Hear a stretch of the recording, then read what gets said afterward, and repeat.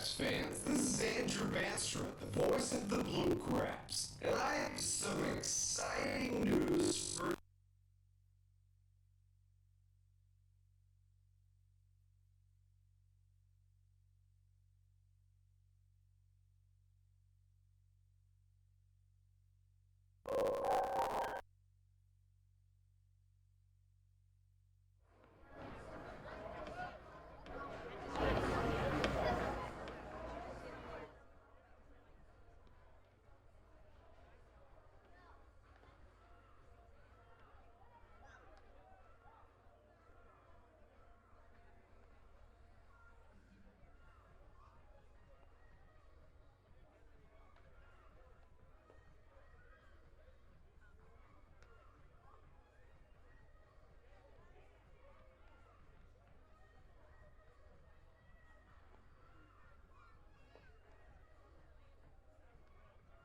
Hey Blue Crabs fans, this is Andrew Barnstormers, the voice of the Blue Crabs, and I have some exciting news for you. Did you know that the Blue Crabs Atlantic League has partnered with the MLB? This groundbreaking partnership includes rule changes that foreshadow the future of America's pastime as we know. The MLB wants to create more offense and cut down on the time of games, and the rule changes to achieve this include banning mound visits, requiring each pitcher that enters the game to face at least 3 batters, and shortening time in between innings, and much more. Come be the first to see the future of baseball at Regency Furniture Stadia.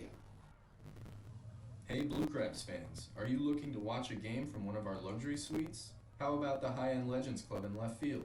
Call 301-638-9788 and ask to speak to a sales representative about your party or group outing.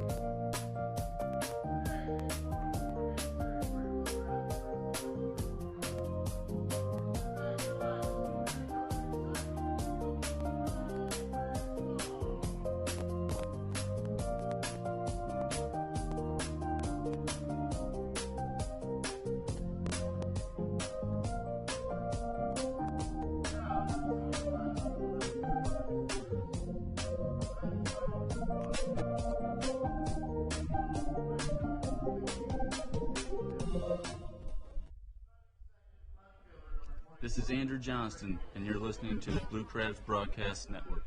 Hello and welcome inside Regency Furniture Stadium. Andrew Banster here to take you through the final home game of the Blue Crabs 2019 season. It is a sad experience to come to this final game, but folks, let's make the most of it. Happy to have you here joining me from Regency Furniture Stadium, Waldorf, Maryland, the site of tonight's contest, the 10th and final game of a season-long 10-game homestand as your Southern Maryland Blue Crabs take on the Lancaster Barnstormers. Southern Maryland mathematically eliminated from the playoffs, but with a win tonight would pick up their first season series win against the Barnstormers in franchise history. The Barnstormers and the Blue Crabs have split 5 of the last 11 seasons, but the Blue Crabs have never won a season series. For Southern Maryland tonight, it'll be Kyle Simon on the mound, 4-12 on the season with a 5.35 ERA. Jonathan Albaladejo is on the other end, a 2-12 record with a 4.85 ERA. Game number 137 of 140, Thursday, September 19th, 2019, Regency Furniture Stadium, and a 6:35 first pitch. The Barnstormers 25-41 in this second half, 14 games back, and a 49-87 overall record. Your Blue Crabs 33-33 in the second half, 6 games back, and a 59-77 overall record. Despite the Blue Crabs' defeat of the Barnstormers in a historic performance in Game 1, Southern Maryland saw the York Revolution victory eliminated the Blue Crabs from the playoff picture. The Blue Crabs will now look for this season series win. Additionally, the Blue Crabs look to finish above 500 for the first time and a half since the first half of 2017, when they were division champs in the first half of 2017 at a 39-31 record. As your Blue Crabs come into tonight's game, they'll go with the starting lineup that reads as follows. Matter of fact, let's give you the Barnstormers first. Leading off for Lancaster, the right fielder, number 15, Caleb Gindel. Batting second, the left fielder, Greg Golson. Third up is the catcher, number 8, Parker Morin, followed by the designated hitter, number 41, Destin Hood. The third baseman, number 28, Josh Bell, bats fifth, followed by K.C. Hobson, the first baseman. 7, 8, 9 for the Barnstormers reads as follows. It's the shortstop, number 3, Melvin Mercedes. The center fielder, number 4, Devon Torrance. And batting ninth, the second baseman, number 7, Darian Sanford. Once again on the mound for the Barnstormers, the right-hander, Jonathan Abaladejo. 2-12 on the season with a 4.85 ERA. For your Blue Crabs, it will be the right-hander Kyle Simon, 4-12 on the season with a 5.35 ERA, although he's been much improved since July the 22nd. Yes, he is 2-7, but he has a 3.18 ERA in that time span. 46 strikeouts, 17 walks. He's just been tremendous in his last 10 starts. His ERA has either gone down or stayed stagnant as we roll on the Blue Crabs pregame show with the Blue Crabs starting lineup, as always, presented by Birch Oil. Leading off, the shortstop, number 6, Kent Blackstone. Batting second, the second baseman, number 9, Edwin Garcia. Batting third, the designated hitter, number 13, John Griffin, followed by the third baseman, Tony Thomas. Batting fifth, Corey Vaughn, the center fielder. This will be his last season with the Blue Crabs. 3 years in Southern Maryland, a 3-time All-Star. Tonight will be his farewell, and he's just been an incredible guy on and off the field. Batting sixth, the left fielder, number 15, Joe Benson, followed by the first baseman, number 7, Josh McAdams. Next up, batting eighth, the right fielder, number 1, Ruby Silva. And rounding out the Blue Crabs lineup, it's Mike Falsetti. The catcher wears number 2. As we run through these starting lineups here on the Blue Crabs Broadcast Network, step aside for just a moment. We'll be right back. Hey Blue Crabs fans, this is Andrew Bandstra, the voice of the Blue Crabs, and I have some exciting news for you. Did you know that the Blue Crabs Atlantic League has partnered with the MLB? This groundbreaking partnership includes rule changes that foreshadow the future of America's pastime as we know it. The MLB wants to create more offense and cut down on the time of games, and the rule changes to achieve this include banning mound visits, requiring each pitcher that enters the game to face at least 3 batters, and shortening time in between innings, and much more. Come be the first to see the future of baseball at Regency Furniture Stadium. This is Corey Vaughn. Are you looking for fun on the weekend without breaking the bank? My Eye Doctor Backfin Buddies is for you. For just $15, your child will get in for free to every Friday Blue Crabs home game all season long. Plus, kids receive a Backfin Buddies t-shirt, go on the field for the national anthem, and parents will get a reduced ticket rate. What more could you ask for? Come watch me hit a home run every Friday for just $15.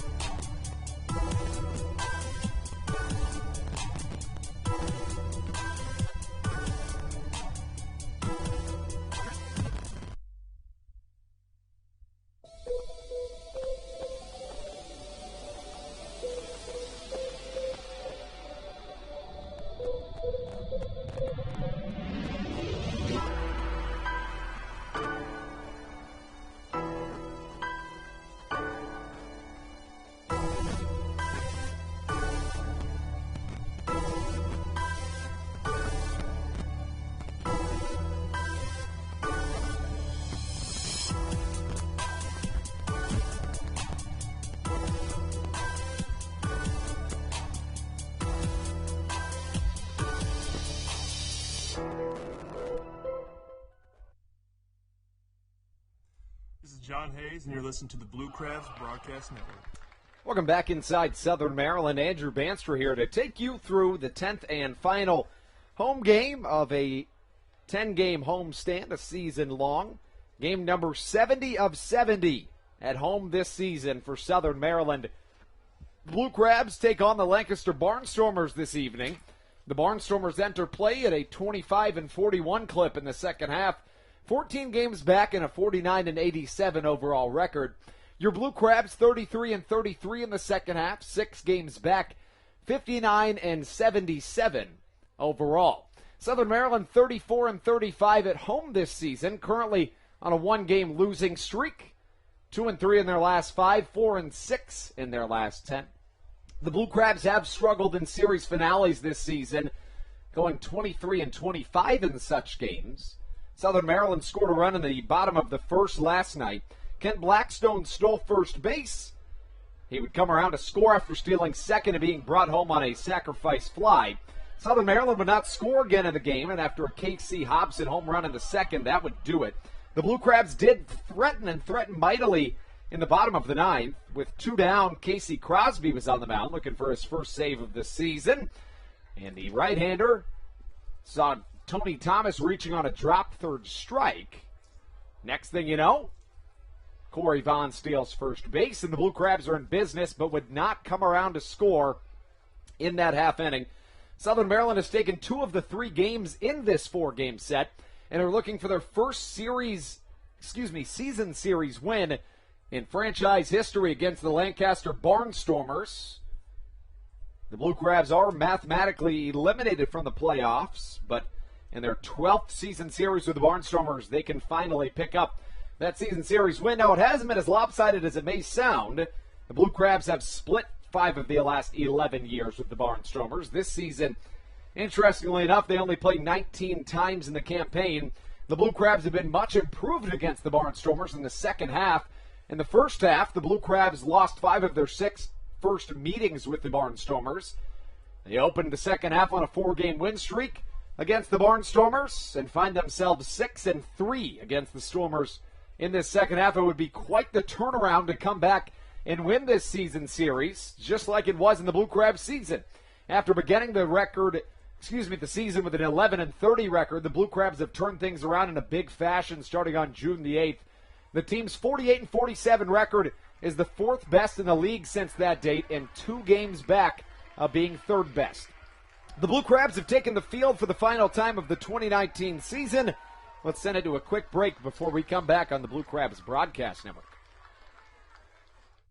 Hey Blue Crabs fans, this is Andrew Bandstra, the voice of the Blue Crabs, and I have some exciting news for you. Did you know that the Blue Crabs Atlantic League has partnered with the MLB? This groundbreaking partnership includes rule changes that foreshadow the future of America's pastime as we know it. The MLB wants to create more offense and cut down on the time of games. And the rule changes to achieve this include banning mound visits, requiring each pitcher that enters the game to face at least 3 batters, and shortening time in between innings, and much more. Come be the first to see the future of baseball at Regency Furniture Stadium. This is Corey Vaughn. Are you looking for fun on the weekend without breaking the bank? My Eye Doctor Backfin Buddies is for you. For just $15, your child will get in for free to every Friday Blue Crabs home game all season long. Plus, kids receive a Backfin Buddies t-shirt, go on the field for the national anthem, and parents will get a reduced ticket rate. What more could you ask for? Come watch me hit a home run every Friday for just $15.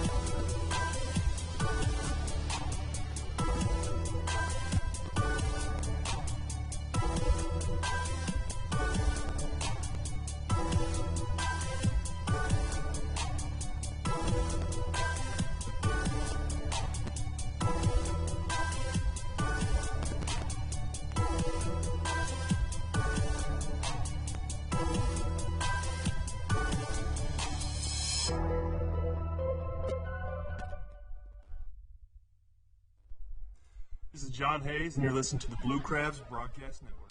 Final home game of the season tonight on the Blue Crabs Broadcast Network. Regency Furniture Stadium, the site for tonight's contest. Andrew Bandstra here with you as Kyle Simon takes the mound. 4-12 on the season with a 5.35 ERA. That ERA has dipped or stayed stagnant in each of the Blue Crabs right-handers' last 10 starts. Since July the 22nd, he is 2-7, but he has a 3.18 ERA. Face off against Jonathan Albaladejo, who also does not get a whole lot of run support. He's 2-12 on the season with a sub-5 ERA. First pitch just on the inside corner for ball number 1, and we're underway here in Southern Maryland. Thank you for joining us for our final home game of this 70-game home series.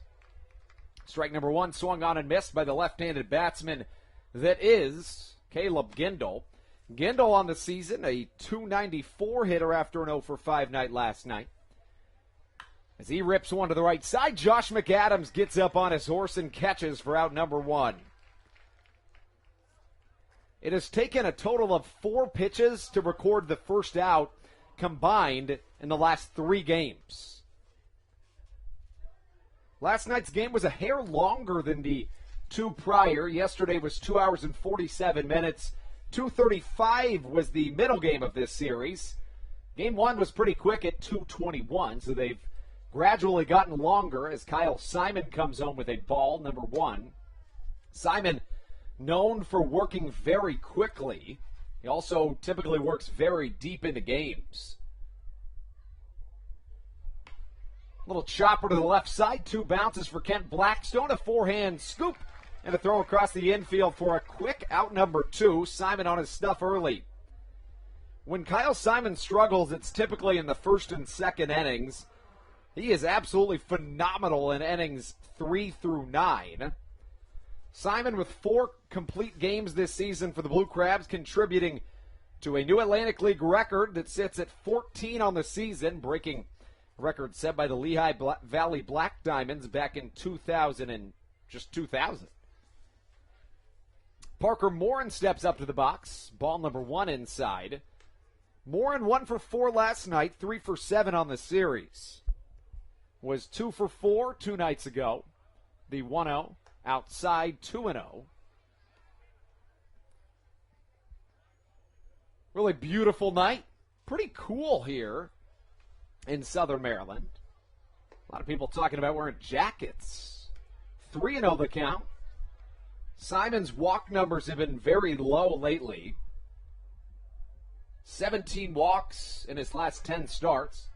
As ball number 4 misses on the outside corner. Simon allows 1 early. Mentioned that when he struggles in the first 2 innings. The walk numbers are consistent with that quote. When he walks or hits batters, it's typically in the first 2 innings of work. That brings up Destin Hood. After his first at bat last night, he was 1 for his last 30 at the plate. But he did get a hit yesterday. It hit off the Dairy Queen sign and left center field as the count goes to 0-1 to the right-handed MLB veteran. A .234 hitter on the year. Simon gets one across, lofted into right field. Ruby Silva trying to wave it foul, and it goes that way. As strike number 2 crosses. Silva was gesturing his arm towards the foul pole, trying to say, get foul, and the ball apparently listened.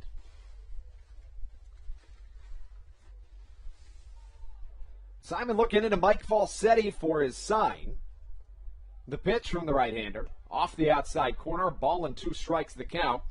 Kyle Simon in his 88th Atlantic League start of his career, his 21st start of the season, 15th in Southern Maryland, was traded from the New Britain Bees earlier this year. 1-2, a chopper to short, Blackstone on a hop, tosses off to his counterpart middle infielder. Simon sees 4 batters, retires 3 of them, and we are through half an inning of baseball. 17 half innings left in this season in regulation.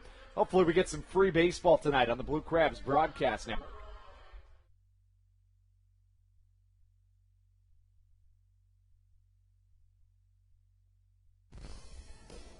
Hi, this is Hall of Famer Carlton Fisk. Make your plans today to visit Cooperstown and the Baseball Hall of Fame Museum.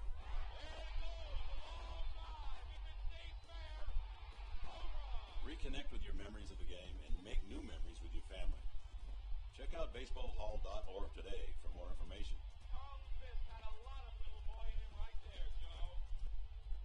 National Baseball Hall of Fame and Museum, preserving history, honoring excellence, and connecting generations.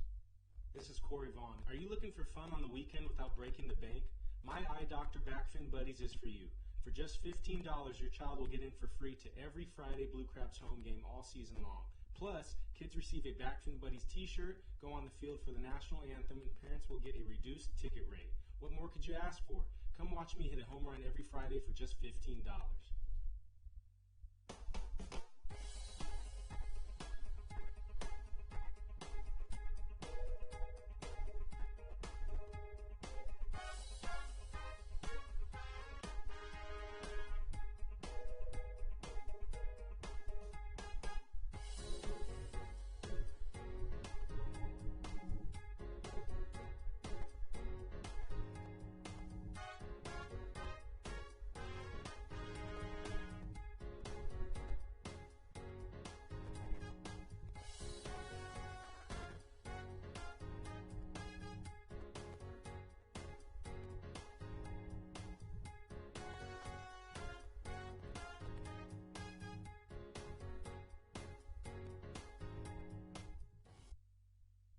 This is Josh McAdams, and you're listening to the Blue Crabs Broadcast Network. Kent Blackstone leads us off in the bottom of the first inning. Kent has been on fire in this series.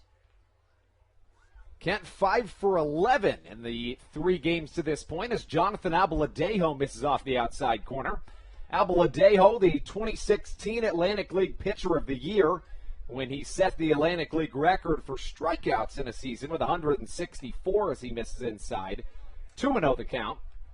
Darrell Thompson currently chasing that record down. He'll get the start tomorrow night in Sugar Land. If he strikes out 10 batters, he will break that record. That would be more strikeouts than he's had this season. Would not be his career high in the Atlantic League as Blackstone fouls one just to the right of the foul line. here on halfway to Maryland Day at Regency Furniture Stadium. Blackstone has been known to go through ebbs and flows this season with his batting average. He's a guy playing at the highest level he's ever played at, and he's really performed well and continues to do so. Blackstone with a single to lead us off. He is now 6 for 12 in the series. But it makes sense that he's going to go through ebbs and flows. This is a guy, like I said, playing at the highest level that he's played at. And I've said this many times, you wouldn't know that he's playing at the highest level he's played at just by watching him. He's a guy that carries himself very, very well. You just wouldn't know it, but it makes sense that you go through ebbs and flows. It's the longest season he's ever played in. It's the highest level, so he's fared awfully well. The batting average now better than 242. Strike number one crosses to Edwin Garcia. Garcia has fared very well against Jonathan Albaladejo this season. He's 3 for 5 with 4 RBIs against the right-hander. No balls and a strike. Look over to first. Here comes Albie. Fastball ripped down the third baseline and foul. Gets up into the Legends Club. Strike number 2. Game 1 of this series, the Blue Crabs shut out the Lancaster Barnstormers. 17 strikeouts for Dustin Knight was an Atlantic League record. Game 2 was also a shutout. Mitch Lamson got the win. Last night, Kevin McGovern got the loss. In a Blue Crabs 2-1 defeat at the hands of the Barnstormers. Snapped a streak of 3 straight Blue Crabs shutouts here at home against Lancaster. They had shut out the Barnstormers in 4 of 5 entering play at home. Garcia got a couple of nights off heading into yesterday, but played yesterday, went 1 for 4 with a single in the first. That put runners on the corners and would be the reason Blackstone was able to score on a sacrifice fly. 0-2 from Jonathan Albaladejo. 1-2 on the outside corner. Edwin Garcia has been fantastic this season. In his 3rd year with the Blue Crabs, was named team MVP or co-MVP in each of his first 2 seasons. Darrell Thompson got that honor this season, very deservingly so. Albaladejo with a long look in. Curveball ripped to the third base side. Josh Bell gets it on a hop. The throw to second's well in time, but Darian Sanford's throw to first is not. So Edwin Garcia will reach on a fielder's choice, out number 1. That brings up John Griffin. Griffin 1 for 3 with an RBI yesterday, 1 for 11 on the series. John, in his 2nd season here in Southern Maryland, joined about halfway through last year, providing a much-needed power surge. His 11 home runs in 81 games were 2nd most on the Blue Crabs team. That would not be the case this year because Southern Maryland has 5 guys with double-digit home runs. That'd be Corey Vaughn, Tony Thomas, Charlie Valerio, Ruby Silva. I beg your pardon, it'd be 4 as John Griffin hits one hard to the right side. In comes the right fielder Caleb Gindel as he catches off balance for out number 2.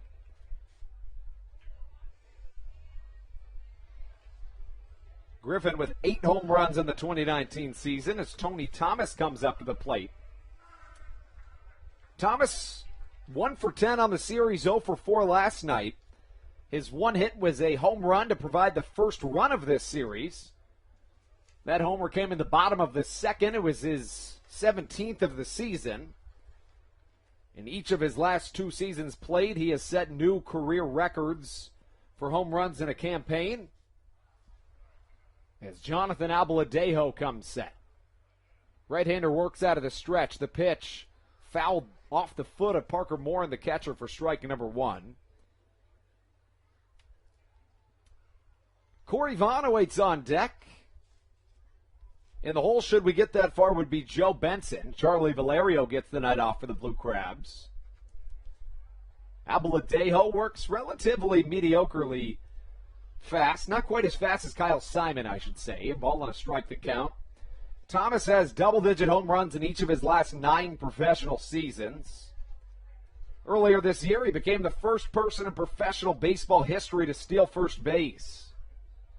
Got national headlines for that. Was everywhere from Fox and Friends to just about everywhere. CBS Sports, TV stations everywhere from Tampa to Cincinnati to San Diego, as the count runs to 2 balls and a strike from Abaladejo. Abaladejo, 13 pitches, 8 of them strikes to this point. Thomas, a 264 hitter on the season, a 764 OPS. 2 balls and a strike the count. 1 hit in the game for the Blue Crabs. It was a Blackstone single to lead it off. He has not advanced since as the ball misses inside. A hitter's count to Tony Thomas. Thomas, 33 years old, born in New Orleans, Louisiana. This season, with a 3-1 count, Thomas is hitting .286 as he rips 1 foul. As Will Wollenhaus makes a nice catch off the netting.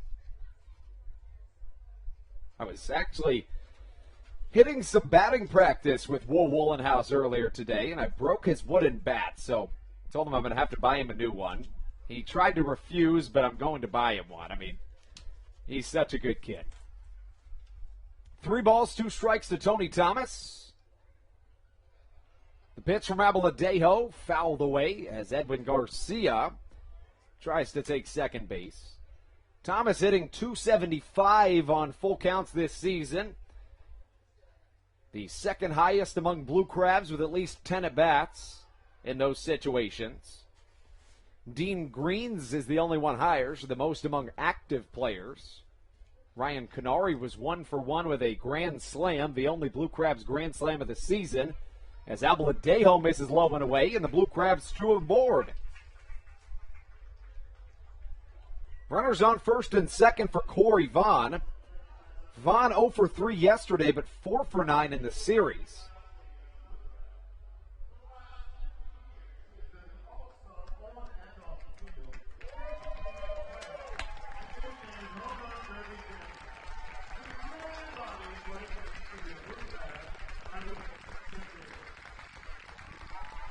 As Corey Vaughn gets a really, really special announcement right there. I literally have chills right now. I really do. Corey Vaughn got a standing ovation and tipped his cap to the crowd. Vaughn has been with the Blue Crabs for each of the last 3 years. Was an all-star each of those 3 years and was just announced that to the crowd. As Vaughn rips one to the left side, will be fielded by the shortstop Melvin Mercedes for out number 3, but a really special moment for Corey Vaughn, who will be playing in his final home game here at Southern Maryland. He epitomizes what it means to be a Blue Crab. Just absolutely phenomenal. Let's take it into the top of the second on the Blue Crabs broadcast network.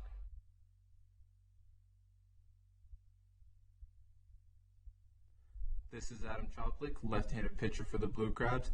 Every Blue Crabs Wednesday home game is Wind Up Wednesday Ladies Night at Regency Furniture Stadium, presented by Cove Point Winery. At every Wind Up Wednesday Ladies Night, women will get in for just $5 and can order from a long list of fine wines and watch every baseball game from Southern Maryland at the same time. We look forward to seeing you at the ballpark. Hey, Blue Crabs fans, are you looking to watch a game from one of our luxury suites? How about the High-End Legends Club in left field? Call 301-638-9788 and ask to speak to a sales representative about your party or group outing.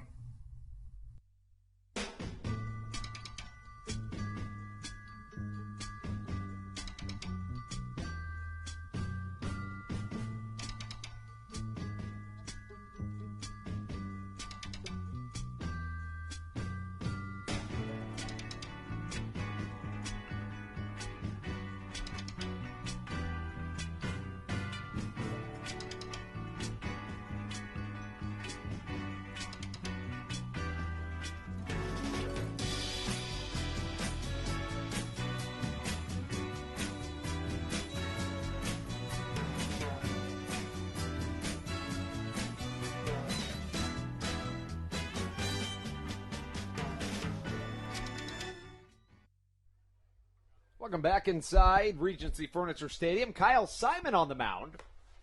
Fastball misses outside to lead us off. Here in this top of the second, Josh Bell into his left-handed batter's box. Bell, a switch hitter.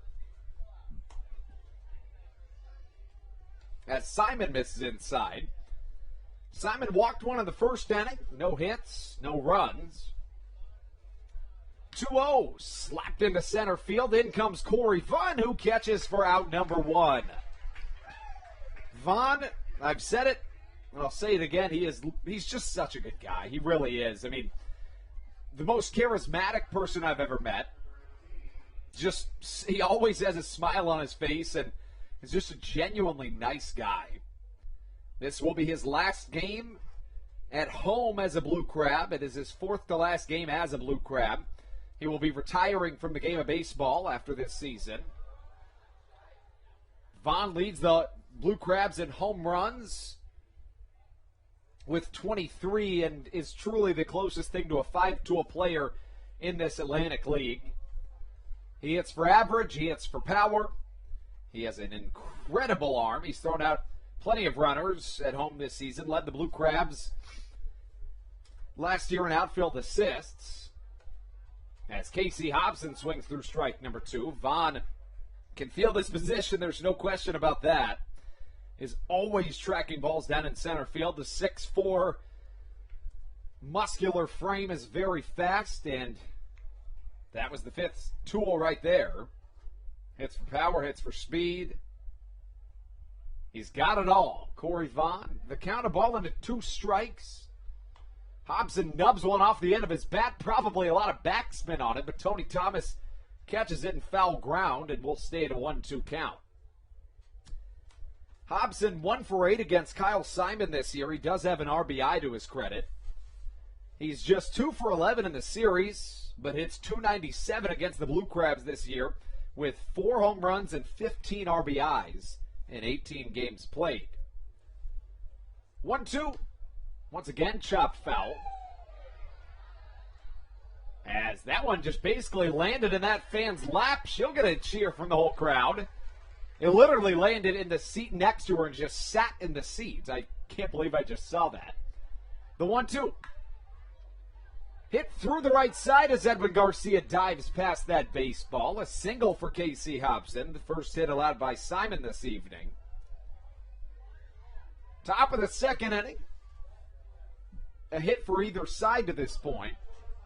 And the final Blue Crabs home game of the season as Kyle Simon comes back to the mound, a former fourth-round draft pick by the Baltimore Orioles in 2011 out of the University of Arizona. Simon spent 1 season in the Orioles farm system before being part of a trade to the Philadelphia Phillies in exchange for a future Hall of Famer, Jim Thome. Simon's last 10 starts have been terrific, a 3.18 ERA in that time frame. As Melvin Mercedes fouls one off his own ankle, the count, no balls and a strike. Mercedes was injured on a slide here in Southern Maryland back on May the 3rd, was reactivated on July the 24th. As he calls time, steps out. He had a 2-run homer against York back on September the 15th to break a 3-3 tie in the 7th. Fastball outside, the count, a ball and a strike. That's one of 2 home runs on the season for Melvin Mercedes and 2 of his 12 RBIs. A .244 hitter on the season. Runner goes on the pitch. McAdams with no shot at second. Hit and run executed to perfection. And now runner at second with 2 away for Devon Torrance. Torrance comes up to the bat, 1 for 3 last night, 2 for 11 in the series. The switch hitter bats from the left-handed batter's box against the right-handed pitching Kyle Simon. Blue Crabs starters against the Barnstormers this season, 6-8 with a 4.06 ERA, 110 strikeouts in less than 110 innings. A ball and no strikes. This Blue Crabs pitching staff has been tremendous in this homestand. 2 times in this homestand, the Blue Crabs have had 22-plus inning streaks without an earned run.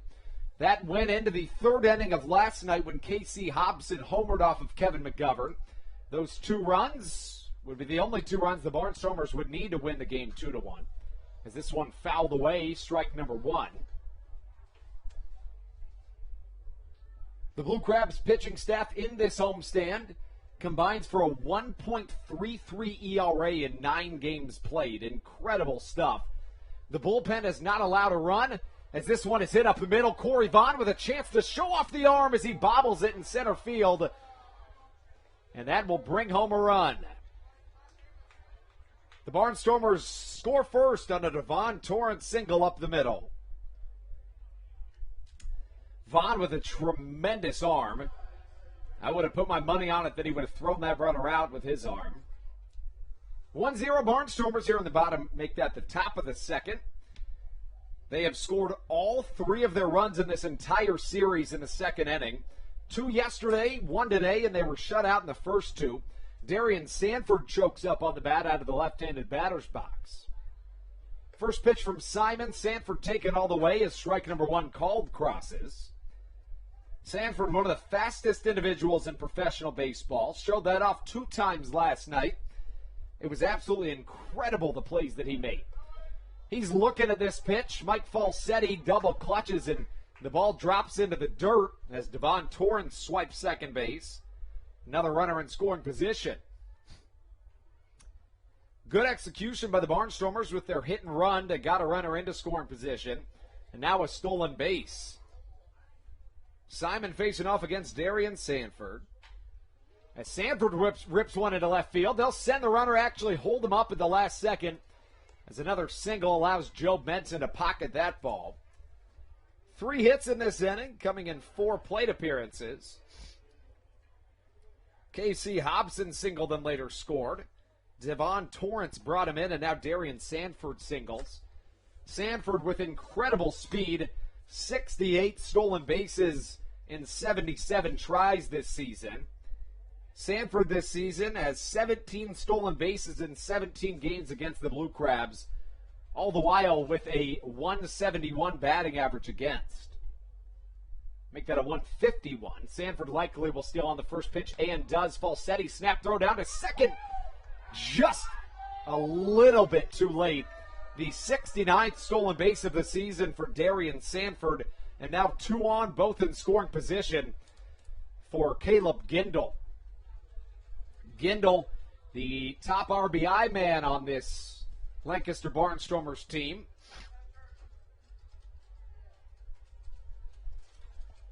He has been tremendous this season. Ground ball up the middle. That gets through. Vaughn with another shot to throw home, but he'll just pocket it with the speedy Darian Sanford rounding second. And now 4, honestly, none of these hits have been ripped. They've all just kind of found a hole in the infield to bloop through. And just like that, the Barnstormers are up 3-0. In 3 of Simon's last 4 starts, he's allowed 2 or less earned runs. His ERA has either dipped or stayed stagnant in each of his last 10 starts entering play. This one misses outside, 1-0 the count. Simon's ERA was up towards 8 after his most recent start against his former team, the New Britain Bees. That came back on July the 18th after 2 innings pitched, 7 earned runs, when his ERA spiked to 8.04. Ever since, it's dropped all the way down to 5.35. With the Blue Crabs this year, a 4.45 ERA. Was 1-3 with a 7.43 ERA with the New Britain Bees. His 1 win with the Bees came against the Blue Crabs in an 8-inning shutout with 2 hits allowed as strike number 1 is fouled back into the glove of Mike Falsetti. Caleb Gindel picked up his 88th and 89th RBIs of the season. Score 3-0. Greg Golson sees the ball get past Mike Falsetti. Golson not stealing first, and the count 3-1. So Kyle Simon running into some trouble here in the second. We mentioned that when he runs into trouble, it's typically in the first or the second inning. It's typically tremendous in innings 3 through 9. Always works very deep into games. Simon has thrown 39 pitches, 22 of them for strikes. The ERA up a notch at 5.48 as a strike catches the outside corner, 3-2 the count.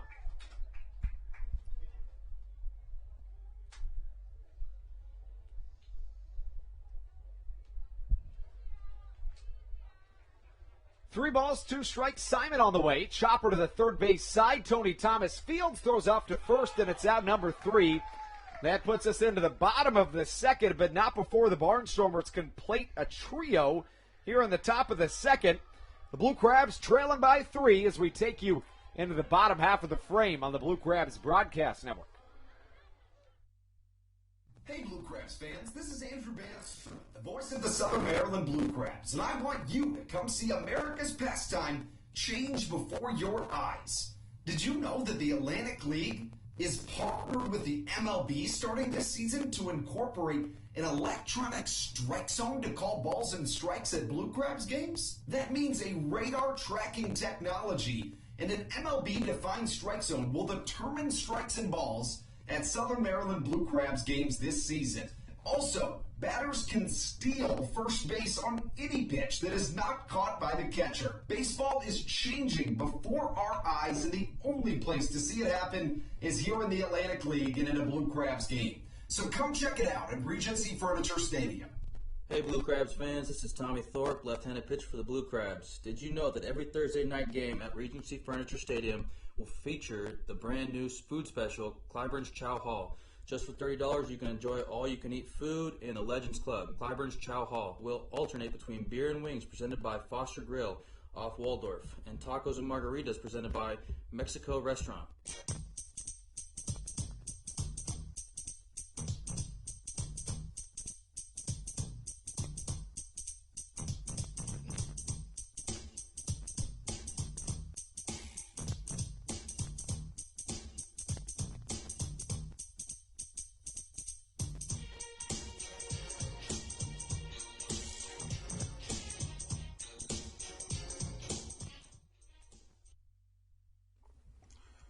This is Mike Falsetti, and you're listening to the Blue Crabs Broadcast Network. Joe Benson comes up to the plate for the Blue Crabs to lead us off here in this bottom of the second inning. Benson finds himself struggling in the series, 0 for 10. That following every single plate appearance, I should say, since his walk-off hit back in the series finale against the Long Island Ducks has been an out. 0 for 10 since, but that saved the season for Southern Maryland. The Blue Crabs entered the bottom of the ninth, down 5-3 with their backs against the walls and the season on the line. And Southern Maryland put up a 3 spot. In that bottom of the ninth, the Blue Crabs scored 1 run in their first 23 innings of that series with the Ducks, but scored 6 in the final 6 innings as Joe Benson singles into left field. Back-to-back innings in which the Blue Crabs have led off the frame with a base hit. Jonathan Albaladejo on the mound, 2-12 on the season with a 4.85 ERA. Albaladejo gets just 3.2 runs of run support this season. The team is 2-16 in games that he has started, and he has a 2-12 win-loss record. Kyle Simon allowed a 3 spot back in the top of the second. Should Southern Maryland win this game, it would be their first season series win against the Barnstormers in franchise history. They have split 5 of the last 11 years. Those are the only 11 years of the Blue Crabs' existence. No balls and a strike to Josh McAdams. 1 for 3 last night, 2 for 10 in the series. I beg your pardon. McAdams was 2 for 4 2 nights ago. So 3 hits in the series. 0-1 on its way. Albaladejo sees a little chopper to shortstop. No chance at second for Melvin Mercedes. So that'll put a runner in scoring position. And what was as good as a sacrifice bunt puts Joe Benson to second. Ruby Silva on his way to the box. Silva got the night off last night. Is 2 for 7 with a run scored in the series.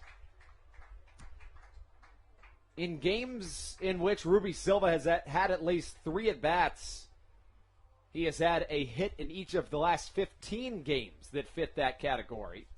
Silva up to a .248 batting average. He started this season on a tear, hit .439 through his first 10 games of the season, opened the season on an 11-game hit streak. That was at the time a league best, and 6 of his first 10 games played were multi-hit games.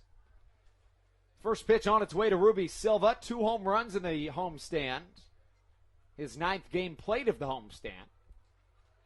Abladejo on his way, fastball just inside, 1-0 the count.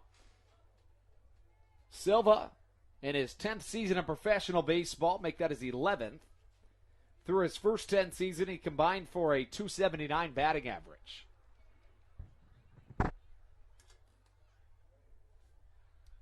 Right on left matchup. Silva drills this pitch to center field. That ball could get down and will. Ruby Silva with a shot to center field.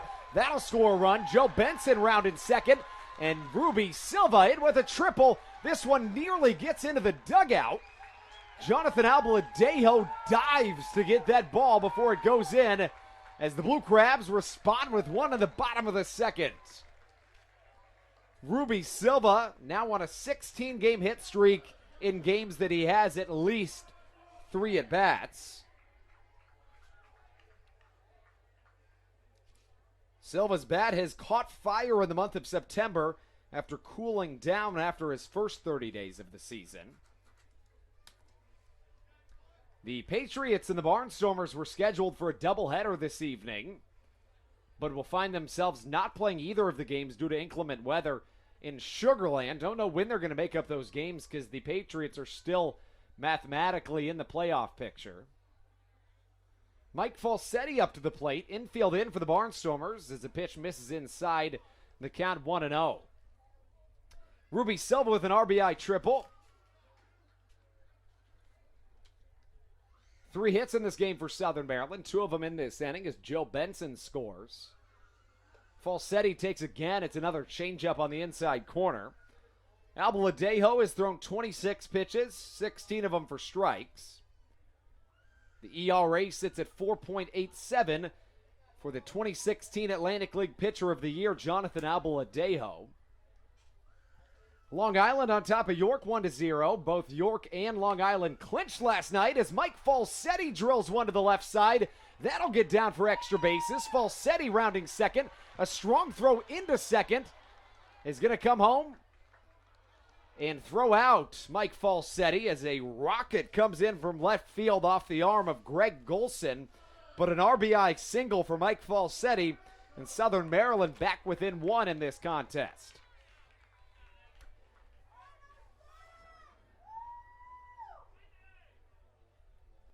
About 5 runs in the first 2 innings after seeing 8 runs in the first 3 games of this series combined. Here comes Kent Blackstone. He's 6 for 12 in the series. The average up to .244 for Kent as this pitch misses outside. 1-0. Blackstone appeared in 56 games for the Yardbirds last season. 51 RBIs. 37 stolen bases as this one fouled away. After a 7 for 40 11-game road trip from August 19th through 29th, he found himself with 3 straight multi-hit games and a 6 for 13 first 3 games of the homestand. After struggling earlier, he's been back on another tear as the count goes to 2-1. He had 5 multi-hit games in an 8-game span from August 30th through September the 4th. Albaladejo allows 2 here in the bottom of the second. It's interesting that there's been this many runs as Kent Blackstone drills one to the right side. Back goes Caleb Gindel at the track, and he reaches up to snag it at the top of the fence. Not a robbed home run, but he definitely robbed Kent Blackstone of what would have been at least a double, maybe even a triple. The Blue Crabs played 2 runs here in this bottom of the second, but to finish my point, both Simon and Albaladejo have been tremendous this season, but their win-loss records do not show it. They don't get very good run support. Tonight, however, they sure do. We take you to the top of the third on the Blue Crabs Broadcast Network. Hey Blue Crabs fans, are you looking to watch a game from one of our luxury suites with 25 of your closest friends? How about the high-end Legends Club in left field? Call 301-638-9788 and ask to speak to a sales representative about your party and group outing. Hi, this is Hall of Famer Carlton Fisk. Make your plans today to visit Cooperstown and the Baseball Hall of Fame and Museum.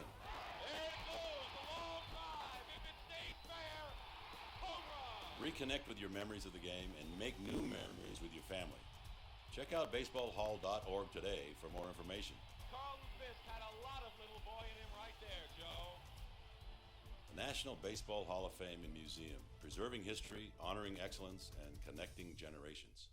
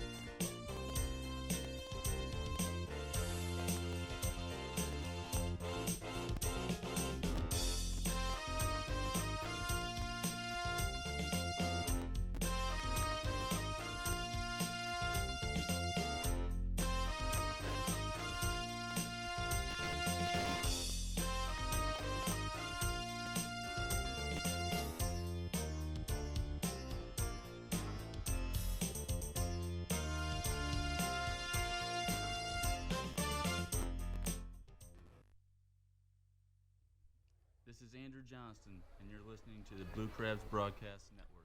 Kyle Simon got a couple of runs of run support back in the bottom of the second. We now take you into the third as the first pitch of the inning is fouled away by Parker Morin, the count 0-1.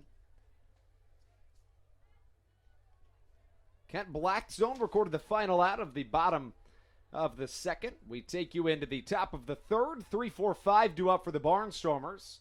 Simon allows a extra base hit down the left field line. Benson sprints, pinballs around the outfield corner. A strong throw in too late, as that'll land up in a leadoff double. Benson, the type of guy that always gives it all. Typically going to find him laying out for just about everything, but it's been a little bit of an adjustment, I think, for him getting used to that left field corner, because it is a corner, and that's different at every ballpark. But right there, it showed you that he's used to it. He fielded that ball very cleanly. Parker Morin has now reached twice as Destin Hood sees strike number one called. Hood 0 for 1 tonight. He grounded out for the final out of the bottom of the first inning. Make that the top. As Kyle Simon gives in a sinker that catches for strike number 2. Simon, 2 innings pitched. Right now, 45 pitches, 28 of them for strikes. 0-2 the count. Simon on his way with the 0-2. Chopped back, foul into the twine. A 3-2 score after the Barnstormers plated 3 in the bottom of the second. One of them came on a Devon Torrance RBI single before Caleb Gindel singled in 2 more runs. Simon misses down low, the count, of ball and 2 strikes. The Blue Crabs plated 2 in the bottom of the second. An RBI triple from Ruby Silva, followed by an RBI single for Mike Falsetti, made it a 3-2 game. Destin Hood, 39 RBIs on the season, the 1-2. Fouled towards the Blue Crabs dugout. And a nice play by the third base umpire, who pump fakes and throws, or pretends like he's going to throw. Now Daryl Thompson comes and grabs it over the netting. Thompson compared to the likes of Max Scherzer and Justin Verlander and the brilliant minds of the game, who are always into it and are like a little kid out there having fun. So passionate about the game. 2 balls, 2 strikes. Simon on his way. Inside, did he go? Not even going to check. The count 3-2. Hood, a .234 batter coming into play. 8 home runs, 39 RBIs. Hits .263 on the road, however. 2 for 8 against Simon on the season as he fouls one away.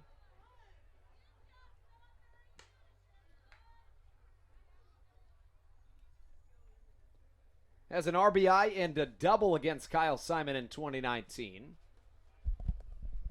Hood, the MLB veteran, sees a fastball in the inside corner. They're going to send him down to first. Ball number 4, back-to-back runners on to lead off this frame. Josh Bell comes up to the plate. He recorded out number 1 of the second inning. Lined out to the center fielder, Corey Vaughn. Vaughn had 2 chances at an outfield assist back in that last inning. One of them he was unable to come up with cleanly. The other, there was no point in throwing because Darian Sanford's speed was on the base paths. As ball number 1 misses.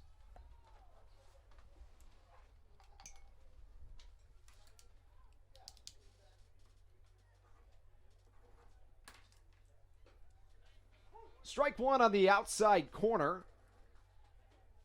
to Josh Bell, the hitting coach for this Lancaster Barnstormers team. He gets just 135 on the road this season. Well struck into left field. Joe Benson going back to the track, and he'll watch it hit off the manual scoreboard. That'll score at least 1 run. Benson comes up with it.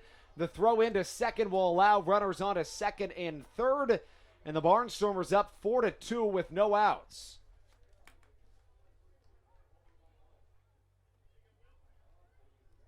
Simon has been just very good of late. A 3.18 ERA in his last 10 starts entering play. Both he and Jonathan Albaladejo combined for a 6-24 record this season, but the ERA combined is right around 5.2. 5.2, not a great ERA, but it should not equate to a 6-24 record. There's no question about that. But that being said, despite the run support not usually being there, it's definitely there for both teams tonight. As this one ripped to the right side and foul, the count of ball and a strike as Casey Hobson comes back to the plate. Hobson, the son of former Blue Crabs and Barnstormers manager Butch Hobson. Butch coached with Stan Clyburn last year in the American Association with the Chicago Dogs as Mike Falsetti nearly throws out a runner, but does not. The count 2-1.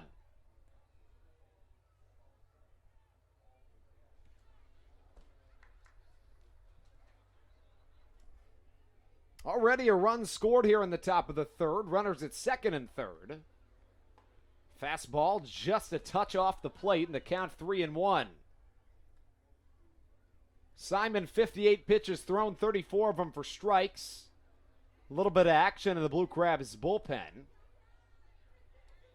Blue Crabs looking for their first season series win against the Barnstormers in franchise history. As the 3-1 misses inside to load the bases with no outs. Simon issues his third walk of the game. Has allowed 6 hits. His last start, 8 innings pitched, 2 runs, both of them earned, 5 hits, 3 strikeouts, 2 walks, and a loss versus the Long Island Ducks. To this point in Simon's day, 2 innings pitched, 6 hits, 4 runs, all of them earned, 3 walks, no strikeouts. As ball number 1 misses to the next man that comes up to the plate, Melvin Mercedes. He's 0 for 1 tonight, was 1 for 4 yesterday. 2 for 11 in the series. Had not faced Kyle Simon prior to today's game this season. Mercedes stands at just 5'8". Weighs 170 pounds. The lightest player on this team, outside of Darian Sanford, who weighs 160 pounds. Sinker inside, strike number 1. Melvin Mercedes, a .243 hitter, 2 home runs on the campaign, 12 RBIs. Sat out more than a month after an injury here at Southern Maryland on May the 3rd. Ground ball right up the middle. That'll plate at least 1, maybe 2. Corey Vaughn will come up throwing. The throw home very strong, but just a touch late.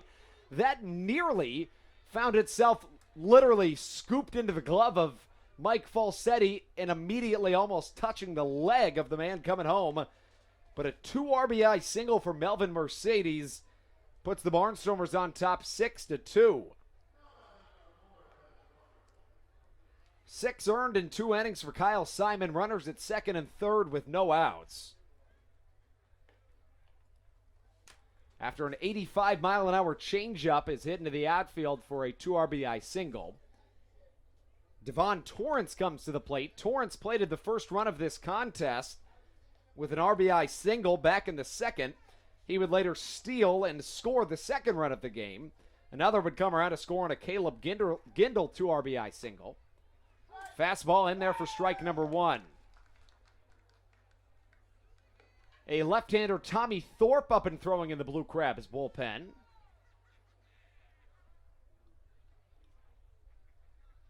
One swung on and missed. The count of ball and 2 strikes from Kyle Simon. Torrance, a .225 hitter on the season. 2 home runs, 21 RBIs. Swing and a miss. Kyle Simon picks up his first strikeout of the night in a big-time situation.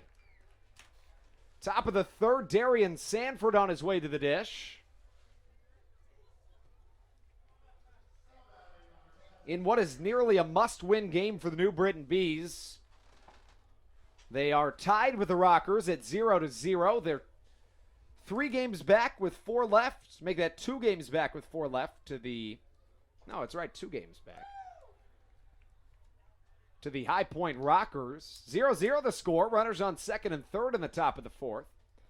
Both the Long Island Ducks and the York Revolution clinched the second half in their respective divisions. Well, I guess the Revs clinched a playoff spot. They clinched the wild card at the very least. Ducks 1-0 in the top of the fourth. This game moving a little bit slower, about an inning behind. It is the highest scoring affair in the Atlantic League right now. That's going to be called a dead pitch. Good call by the third base umpire because the ball got into the playing field from the bullpen. He says, "I'm sorry it was late."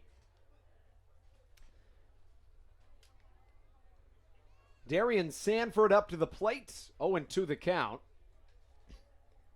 Sanford 1 for 1 today, 2 for 12 in the series. Was 1 for 4 yesterday.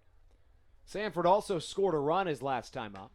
It's a little chopper to the right side. McAdams comes in, not going to fire home as Darian Sanford tries to play a little bit of a game of tag with him. Run comes to score. 2 away as the Stormers have now plated 4 runs here in this top of the third inning.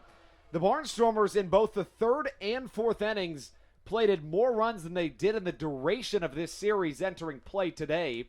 Let's keep in mind we're in game number 4 of this series.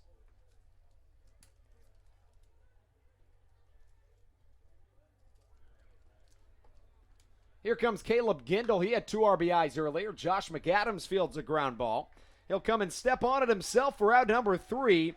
The Blue Crabs have some work to do, although, as the Barnstormers played a 3 spot in the top of the third inning. 7-2 Barnstormers on the Blue Crabs broadcast network.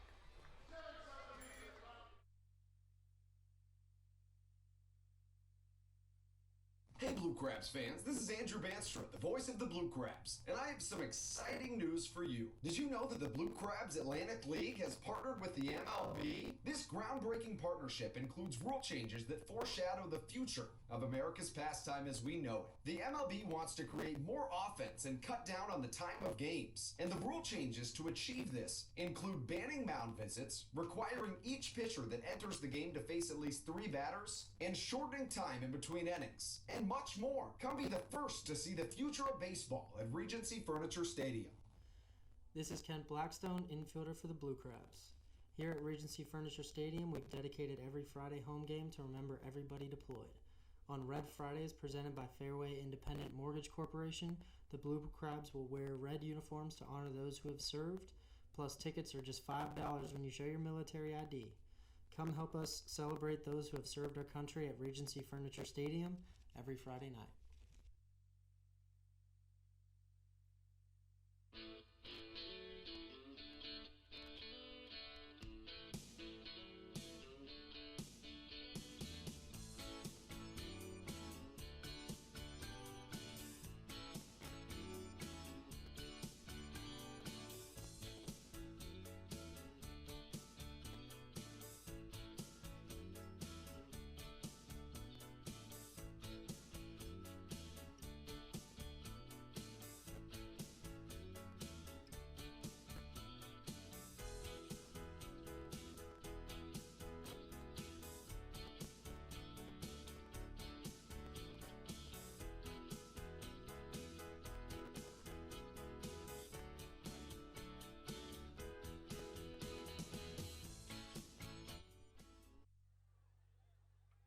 Edwin Garcia leads us off in the bottom of the third inning, a 7-2 game.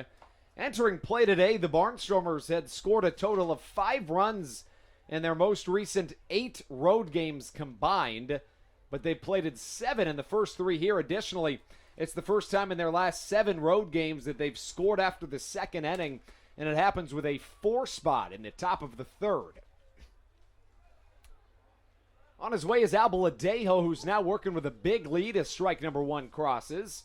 Albaladejo entered play averaging just 3.2 runs of run support and 18 starts this season. Edwin Garcia awaiting the Albaladejo offering as he fouls it away. The count of ball and 2 strikes. Garcia's RBI numbers have been off the charts in this 2019 second half. A total of 31 RBIs in the second half, nearly as many as he had in 2018 or in 2019 in the entire season. Will stay at a ball and 2 strikes. The Rockers have scored a pair in the top of the 4th on the Bees. Ducks on top 2-0. Patriots and the Skeeters had a doubleheader canceled. Don't know when or how they're going to make up those games. 1-2 to Edwin Garcia. Curveball off the outside edge. 2-2 the count. Albaladejo allowed 4 hits and 2 runs and 6 1/3 his last time out. Struck out 5 and walked 1. That was against the York Revolution in a 2-1 loss. 2-2, curveball off the outer edge. Swung on and missed for strike number 3. That gives way to the 3-hole hitter, John Griffin. Griffin on the season against Jonathan Albaladejo. 0 for 4 with a walk drawn. John, a .224 hitter on the season. 1 for 3 yesterday with an RBI.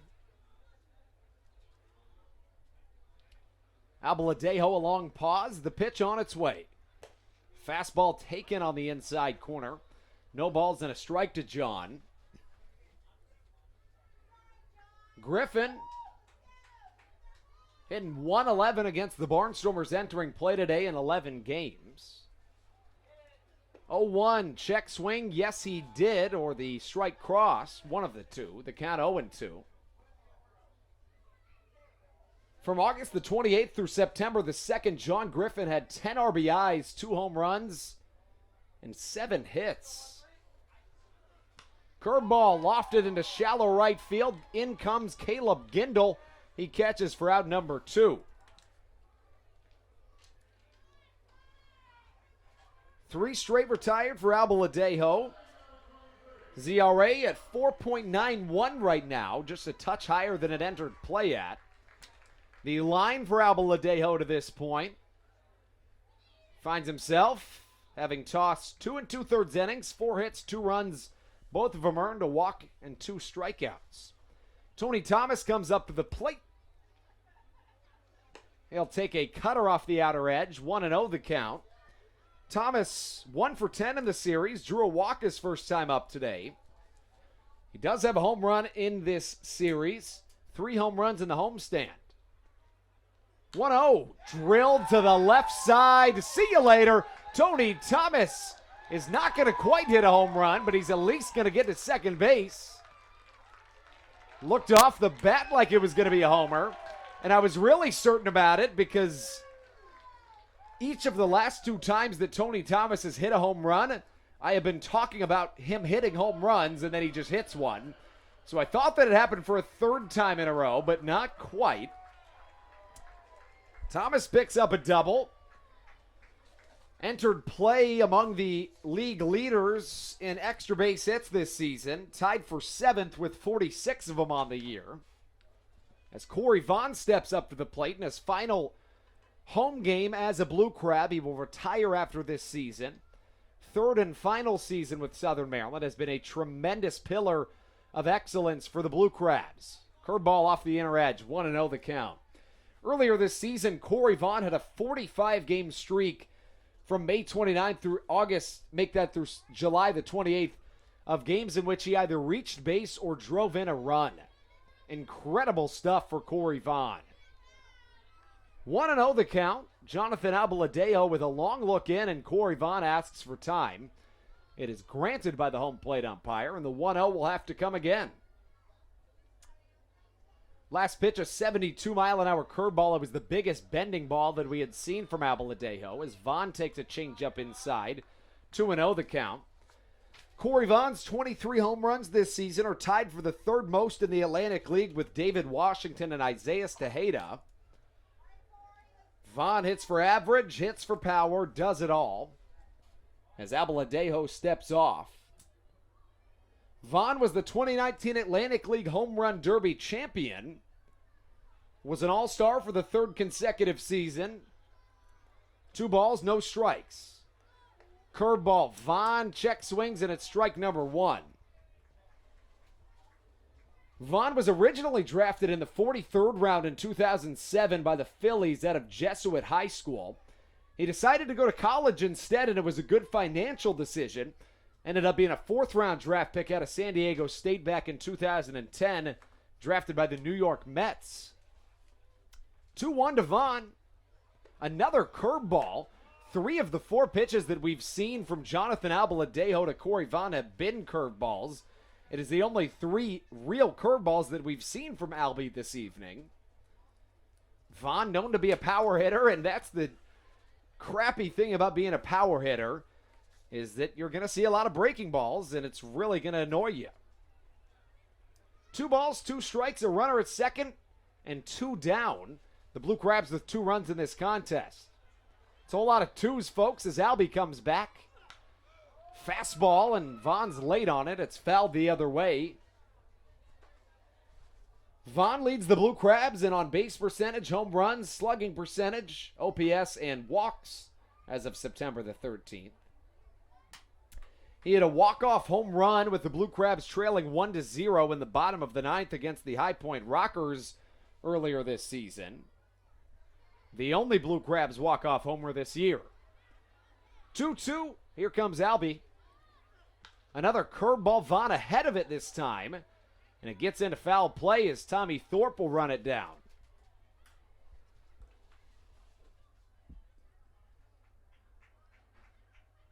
Vaughn in his 10th season of professional baseball, 3rd in the Atlantic League.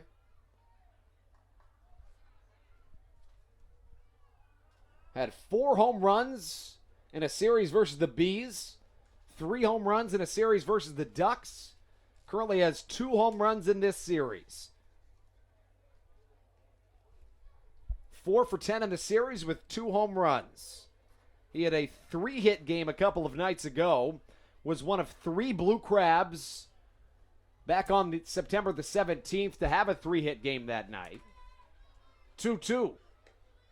A slider this time, and it misses away. Jonathan Abaladejo issuing the entire arsenal in this at-bat as he grunted that pitch home.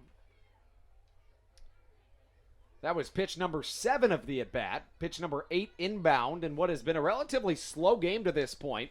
That's how last night started as well. Payoff pitch from Jonathan Abaladejo. Thomas goes on the pitch, and a foul ball to the third base side, and Tommy Thorpe will have to get on his horse once again. Vaughn enters play as a .260 hitter, 23 home runs, 57 RBIs. Against Jonathan Abaladejo this season, he is 1 for 4 with a walk drawn. As Abaladejo will retuck his shirt. He did toss a shutout this year against the Blue Crabs back on June the 2nd. He holds the Atlantic League record for strikeouts in a season. That was back in 2016 with 164. 3 balls, 2 strikes. Off the outside edge, and a 9-pitch walk drawn by Corey Vaughn. Make that an 8-pitch walk. And that's how you work the arm of Jonathan Abaladejo, who's had it pretty easy through his first 3 innings. 51 pitches thrown, 31 strikes, as Joe Benson comes up to the plate. Benson this evening, 1 for 1. He singled and later scored back in the second. Now with his second plate appearances in his mini innings.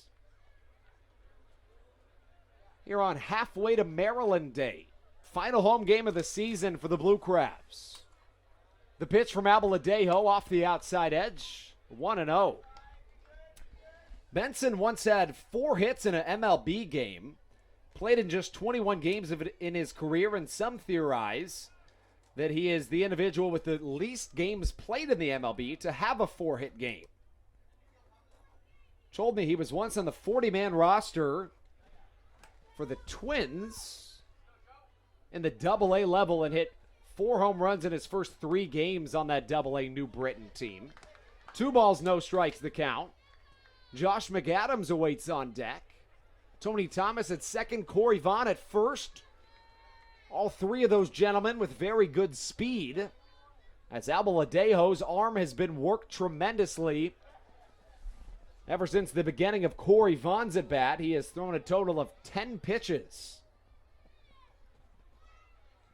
2-0 on its way from Jonathan Abaladejo. As Joe Benson rips one into right center field. That ball could drop, but all the way back is Caleb Gindel, who fields it, and the Blue Crabs' efforts go absolutely nowhere. And we're through a third of a contest with Southern Maryland trailing 7-2 on the Blue Crabs broadcast network.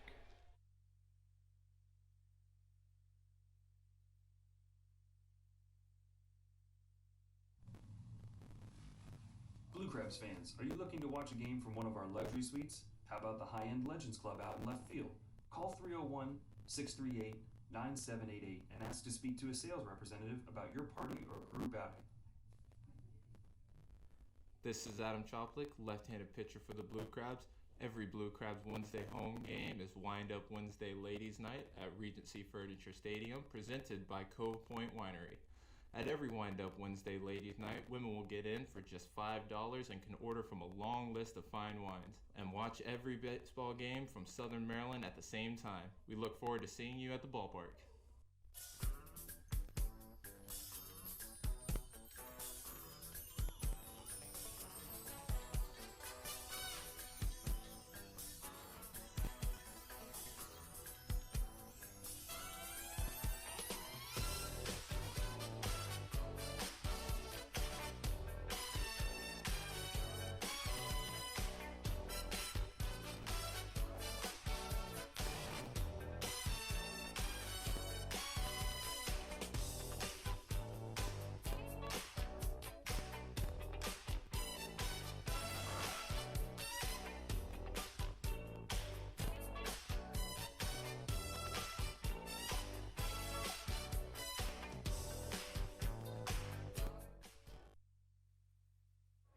This is Tommy Thorpe, and you're listening to the Blue Crabs Broadcast Network.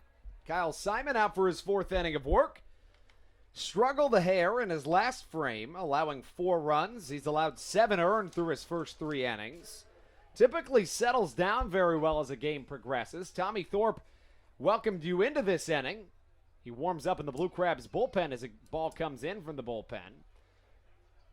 Kyle Simon's first pitch, a slider away, and it misses for ball number 1. Greg Golson up to the plate. Golson 0 for 2 tonight. Had a plate appearance in each of the first 2 innings and grounded out in each of them. Ball and no strikes the count. Slider away, swung on and missed. The count, a ball and a strike.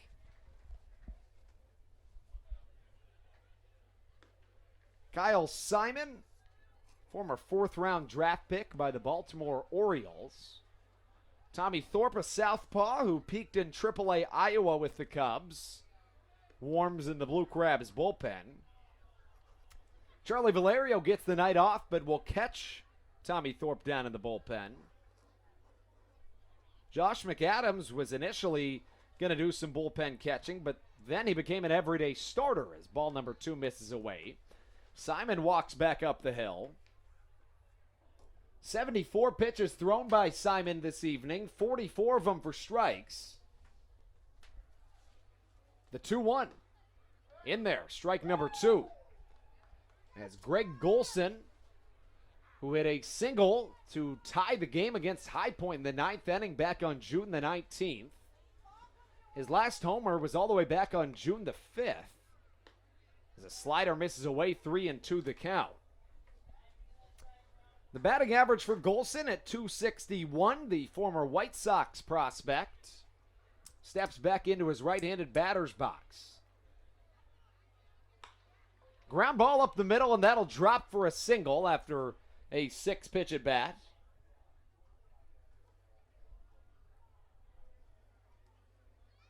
And the Barnstormers' bats have been hot to this point in the game, and that'll be the call for Kyle Simon, who finishes after 3 innings pitched, and we'll step aside for a moment on the Blue Crabs broadcast network.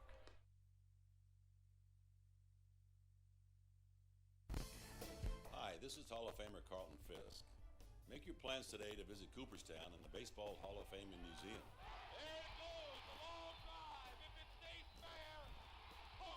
Reconnect with your memories of the game and make new memories with your family. Check out baseballhall.org today for more information. Carlton Fisk had a lot of little boy in him right there, Joe. National Baseball Hall of Fame and Museum, preserving history, honoring excellence, and connecting generations.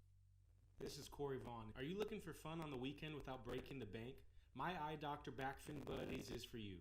For just $15, your child will get in for free to every Friday Blue Crabs home game all season long. Plus, kids receive a Backfin Buddies t-shirt, go on the field for the national anthem, and parents will get a reduced ticket rate. What more could you ask for? Come watch me hit a home run every Friday for just $15.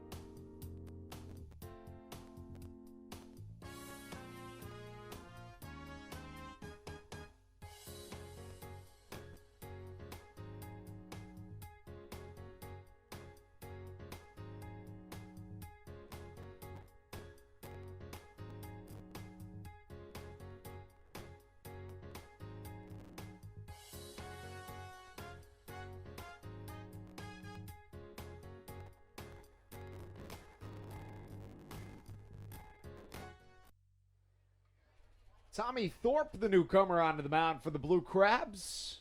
2-7 on the season with a 6.53 ERA, but those numbers are not the same in a starting role. He has been absolutely fantastic this season as the fastball swung and missed. The count 0-1. This season, Thorpe 2-0 with a 0.73 as a reliever. 10 appearances, 12 1/3 innings, 6 hits, and a run. It was earned. 0-1 on its way to Parker Morin. The catcher takes a slider in there for strike number 2. Thorpe on his stuff early. Morin, to this point in the contest, finds himself 1 for 1 with a double and a walk. The line is not finalized on Kyle Simon yet because he is accountable for the runner at first. Thorpe with a fastball, low and away, the count 1-2.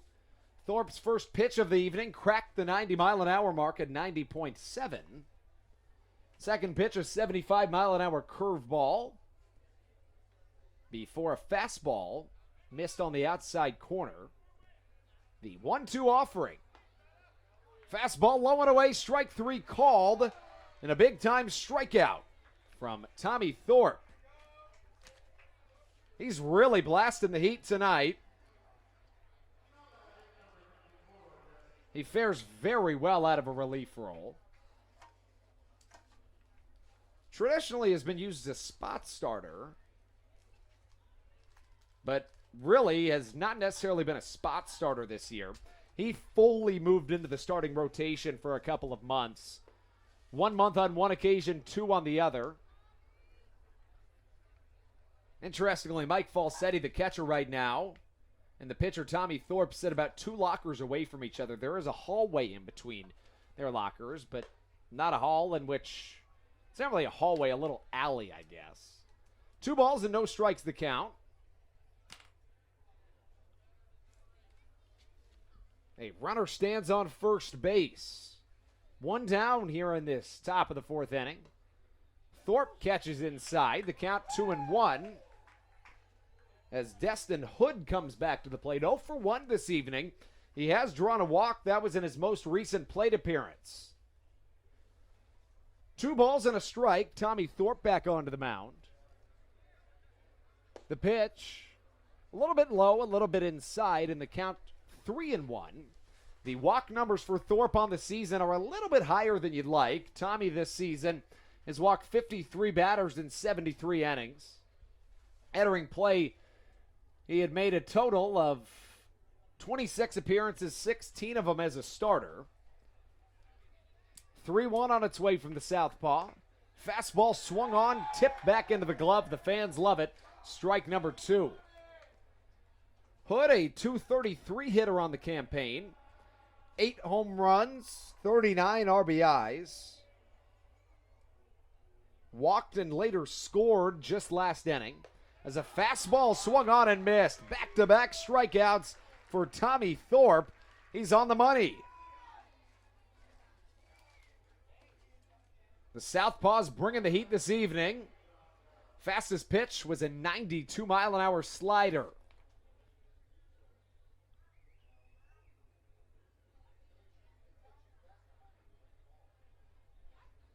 Thorpe now faces off against Josh Bell. The right-handed hitter swings and fouls one back into the Roy Rogers backstop padding. And the count 0-1. First pitch of this contest occurred at 6:39. It's currently 7:54, and we're just cracking into the second third of the contest. Top of the 4th here at Regency Furniture Stadium. 0-1. Little chopper to the right side on a check swing. It's foul, and the count 0-2. As Josh Bell steps back into the right-handed batter's box, he doubled and brought in a run his last time up. 0 for 3 last night, drew 2 walks. The 0-2. Upstairs on a breaking ball, the count 1-2. As Tommy Thorpe, who spent the 2018 season with Stan Clyburn of the Chicago Dogs, posted a 2.53 ERA in 74 2/3 innings pitched. 1-2 soft liner that will land in left field for a single. Josh Bell now 2 for 3 this evening with a plate appearance in each of the last 3 innings. So that gives way to Casey Hobson. Hobson 1 for 1 today with a run scored and a walk drawn, make that 2 runs scored. Fares pretty well against the Blue Crabs this season. Entered play a .297 hitter versus the Crabs. A 7-2 lead for the Barnstormers here in the top of the 4th. A left-on-left matchup. First pitch, slider just nicks the end of the bat of Casey Hobson, and the count 0-1. 9 hits in this contest for the Barnstormers, 5 of them for your Blue Crabs. The Stormers plated 3 in the top of the second, and the Blue Crabs plated 2 in the bottom of the second. A 4 spot for the Barnstormers in the top of the 3rd. 0-1 on its way. Shot back into the protective twine, and the count 0-1. Make that 0-2. Thorpe looking for his 3rd strikeout of this appearance. The left-hander, his last appearance, tossed a third of an inning and got a win when the Blue Crabs had that crazy comeback. Thorpe 3-7 on the year. 0-2. Fastball gets away from Mike Falsetti. Hobson not stealing first base. And that goes down as ball number 1.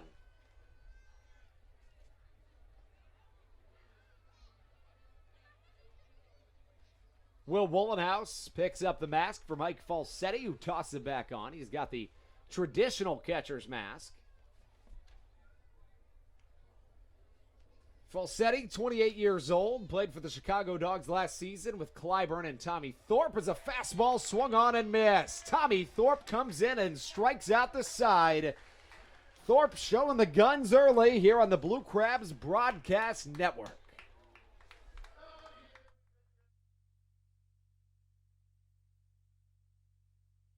Hey Blue Crabs fans, this is Andrew Bandstorm, the voice of the Blue Crabs, and I have some exciting news for you. Did you know that the Blue Crabs Atlantic League has partnered with the MLB? This groundbreaking partnership includes rule changes that foreshadow the future of America's pastime as we know it. The MLB wants to create more offense and cut down on the time of games, and the rule changes to achieve this include banning mound visits, requiring each pitcher that enters the game to face at least 3 batters, and shortening time in between innings, and much more. Come be the first to see the future of baseball at Regency Furniture Stadium. This is Kent Blackstone, infielder for the Blue Crabs. Here at Regency Furniture Stadium, we've dedicated every Friday home game to remember everybody deployed. On Red Fridays, presented by Fairway Independent Mortgage Corporation, the Blue Crabs will wear red uniforms to honor those who have served, plus tickets are just $5 when you show your military ID. Come help us celebrate those who have served our country at Regency Furniture Stadium every Friday night.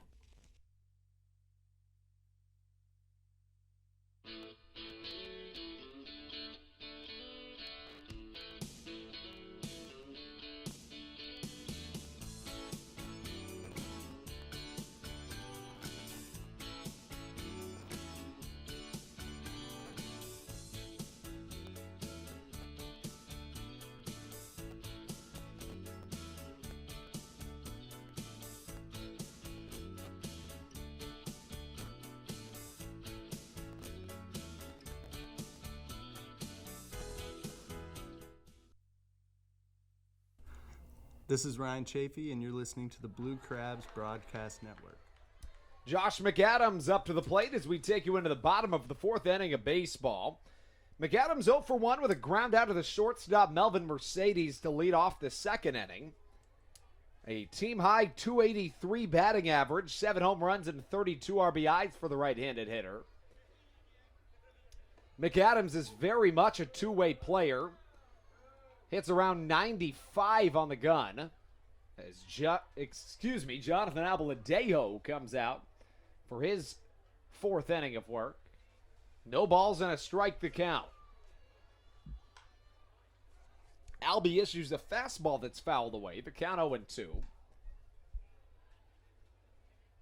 McAdams, a 7th-round draft pick by the Cleveland Indians out of Calhoun High School in Georgia. Originally born in California.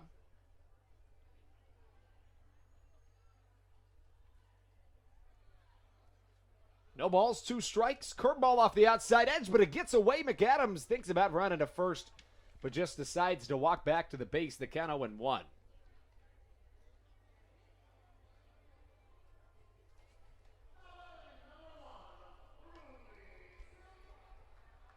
That brings up Ruby Silva. Silva comes back to the plate after an RBI triple his last time up.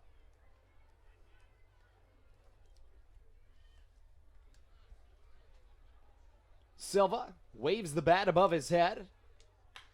Rip to the left side, gets under the glove of Melvin Mercedes, and Ruby Silva's bat has caught fire once again.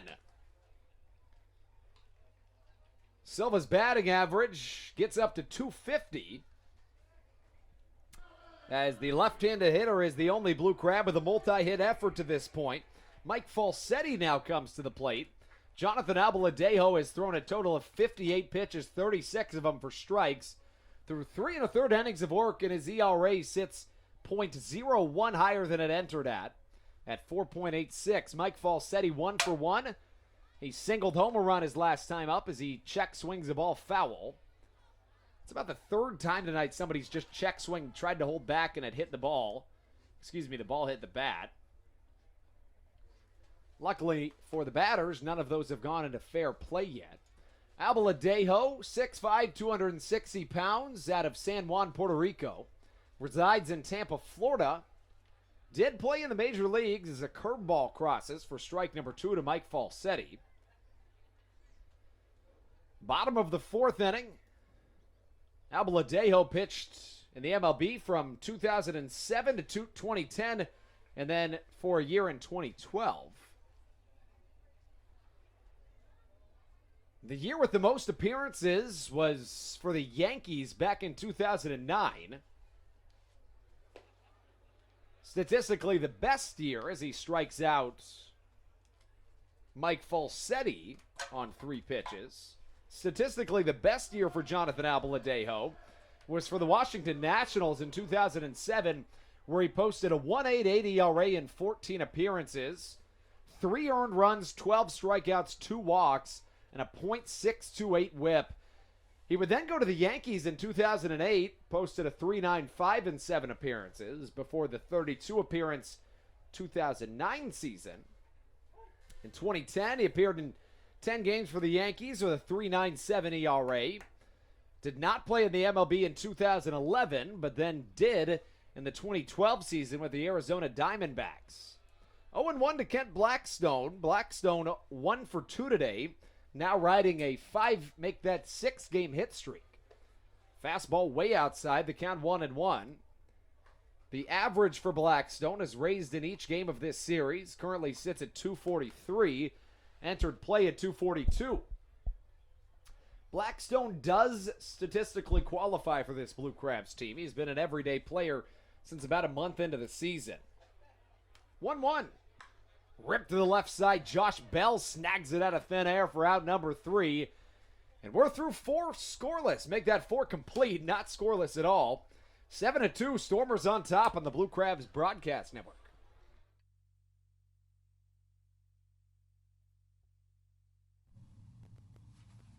Blue Crabs fans, are you looking to watch a game from one of our luxury suites? How about the high-end Legends Club out in left field?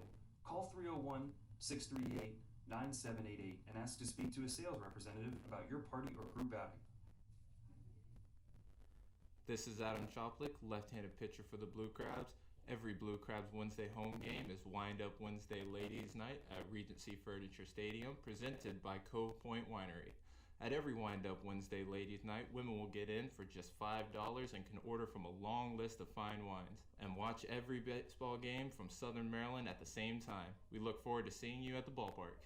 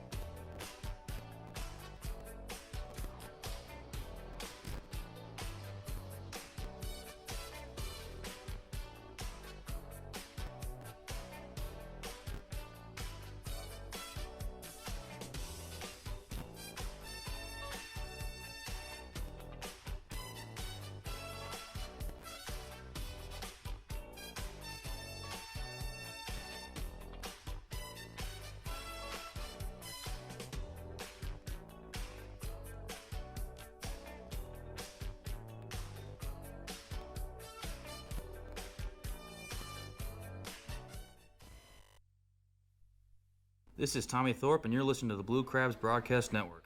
Tommy Thorpe introduces you into this top of the fifth inning, nearing the halfway point in a contest. The score 7-2 Barnstormers here on the Blue Crabs Broadcast Network as Melvin Mercedes comes up to the plate. 9 hits for the Barnstormers. Ball number 1 misses downstairs. Thorpe came in relief of Kyle Simon in the middle of the third inning. I beg your pardon, the middle of the fourth inning. Final line on Simon, 3 innings pitched. 8 hits, 7 runs, all of them earned. For the first time in 11 starts, his ERA has gone up. Thorpe pitched an inning and struck out 3 batters. Thorpe not necessarily known as a strikeout pitcher this season, although he definitely was last year with the Chicago Dogs. A ball and a strike the count to the switch hitter Melvin Mercedes, who steps into the right-handed batter's box for the first time today. He is one of more than half of this lineup. I beg your pardon, nearly half of this lineup in terms of switch hitters, as Joe Benson comes in and catches for out number 1. Thorpe's been very good to this point. Faced a total of 5 batters, did allow a single, but finds himself with 3 strikeouts. Here comes Devon Torrance as the ERA continues to plummet for Tommy Thorpe in a relief role this season. The left-hander has now tossed a total of 13 2/3 innings as a reliever and has allowed just 1 earned run. The pitch. Fastball inside, ball number 1. Something was raised to my attention earlier that's a really interesting point. Because of the release point of a side armor, Thorpe not necessarily a side armor, about 3/4 angle, but nonetheless, a side armor is going to get him more of an advantage with the automated ball strike system because it's going to come across the plate. So if Thorpe was facing a left-handed hitter, it would look outside. It would really be in there as Devon Torrance is blown away by a Thorpe 2-0 fastball. Thorpe, 23 pitches, 15 strikes to this point. The left-hander has his black glove in front of his belt. The pitch. Another fastball swung on and missed. The count even at 2-2.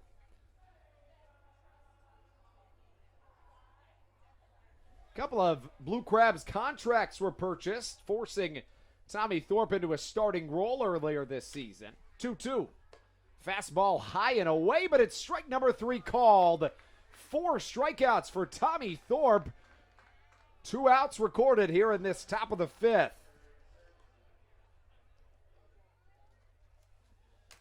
As Tommy comes back to the mound. Strikeout pitch has been there for Thorpe this evening.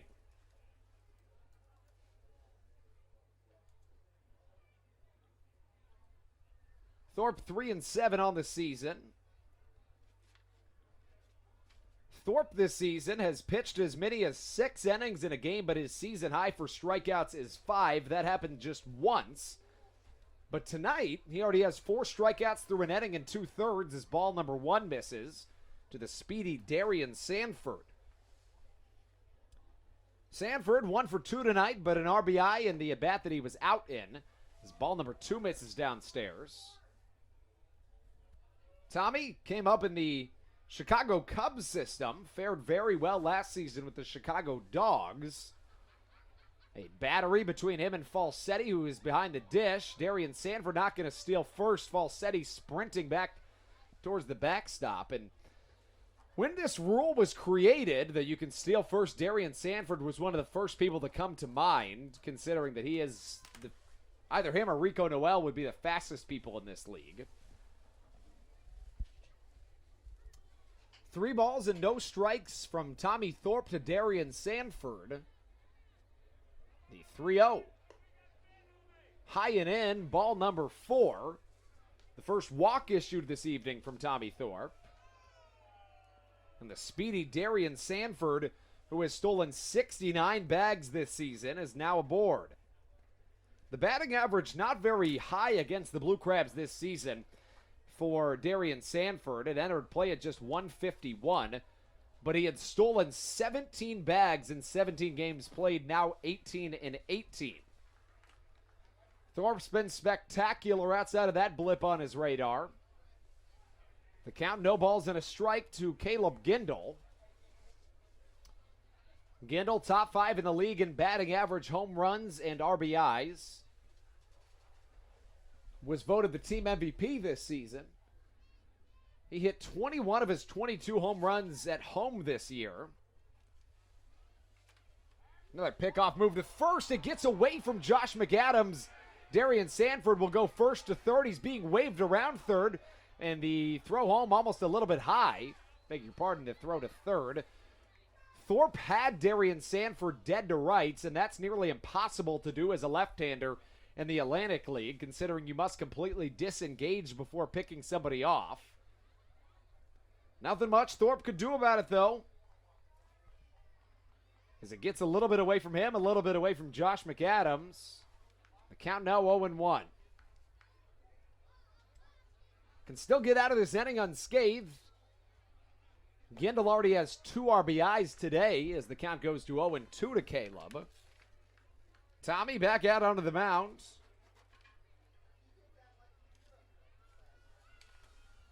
Thorpe covers his face with the glove, steps off, and resettles. The Blue Crabs bullpen to this point in the homestand has now pitched a total of 18 and 2/3 innings, now actually 19 innings. It is not allowed a run. As this one well struck to the left side, Joe Benson dances backwards and catches for out number 3. Halfway through a contest, the score 7-2. Barnstormers on top on the Blue Crabs Broadcast Network.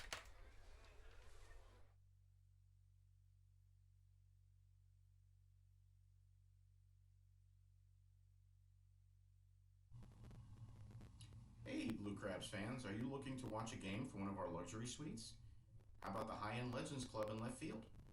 Call 301-638-9788 and ask to speak to a sales representative about your party or group outing.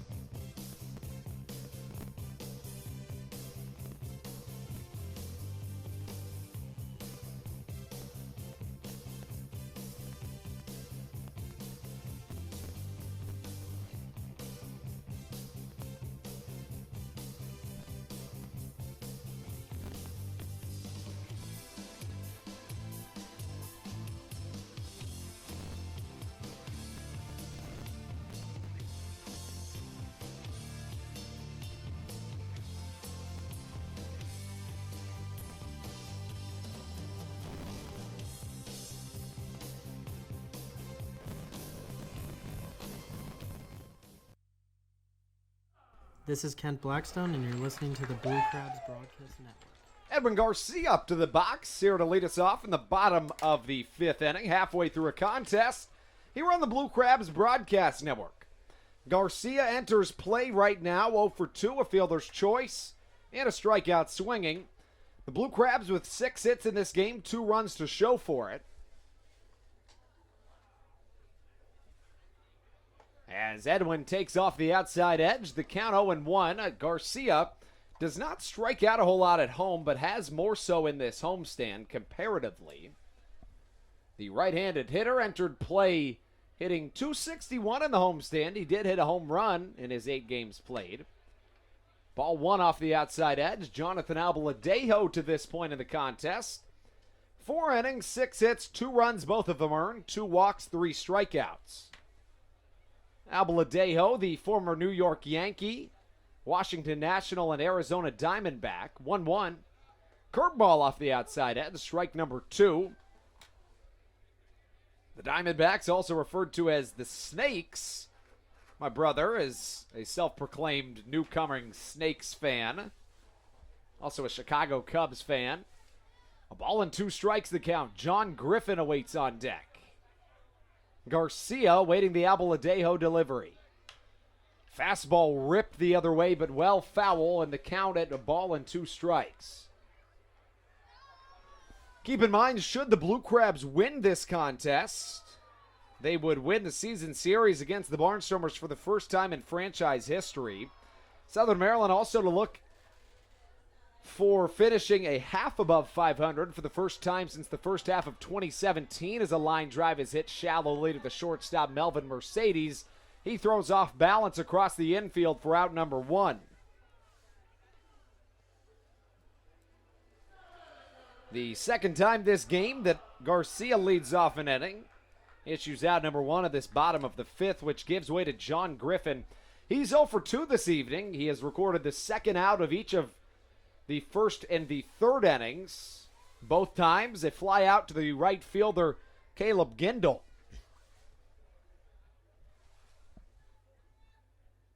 Abaladejo working on the mound against John Griffin. An Arizona Diamondbacks prospect was Griffin as a sweeping curveball swung on and missed off the outside edge. Griffin, a .223 hitter on the year. 8 home runs, a .604 OPS. First pitch, a 74-mile-an-hour swinging curveball. 0-1. Cutter off the outside of the plate. The count, a ball and a strike from Jonathan Abaladejo. Abaladejo set the International League saves record with 43 for Scranton Wilkes-Barre back in 2011. 1-1 on its way from the right-hander. Curveball swung on and fouled to the left side. Abaladejo was the pitcher of the year for the Bridgeport Bluefish back in 2016, a now defunct team of the Atlantic League. Abaladejo works relatively slowly, or at least slow compared to the Blue Crabs pitching staff. 1-2 slap back into the twine. Will stay at a ball and 2 strikes. The Rockers on top of the Bees 2-1. Runners at first and second with 2 down in the top of the 6th in New Britain. Game canceled this evening. A doubleheader will not take place between the Skeeters and the Patriots. And the Ducks on top of the Rebs 2-0. They're already in the top of the 7th. Little nubber off of the ankle of Jonathan Abaladejo. John Griffin sees a beautiful backhanded flip from the pitcher, Jonathan Abaladejo, and what a play. Wow. That one hit off the ankle of Abaladejo. Griffin hustled out of the box, and a sprinting Jonathan Abaladejo with a backhanded flip off to first base for out number 2. Catcher comes and checks on Abaladejo just to make sure he's okay.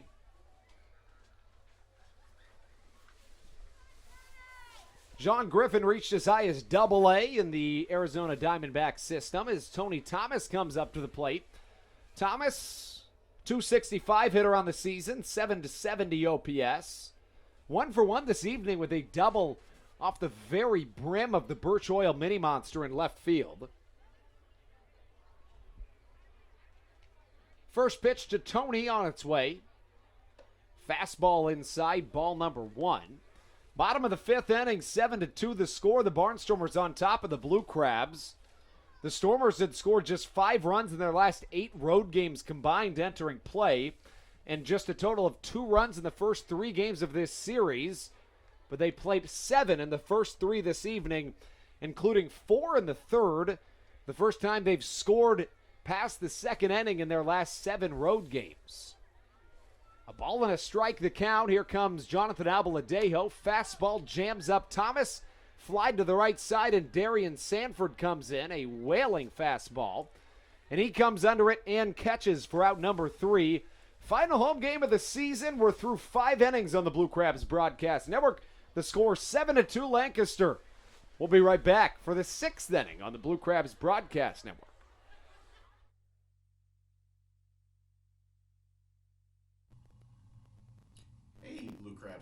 Are you looking to watch a game from one of our luxury suites?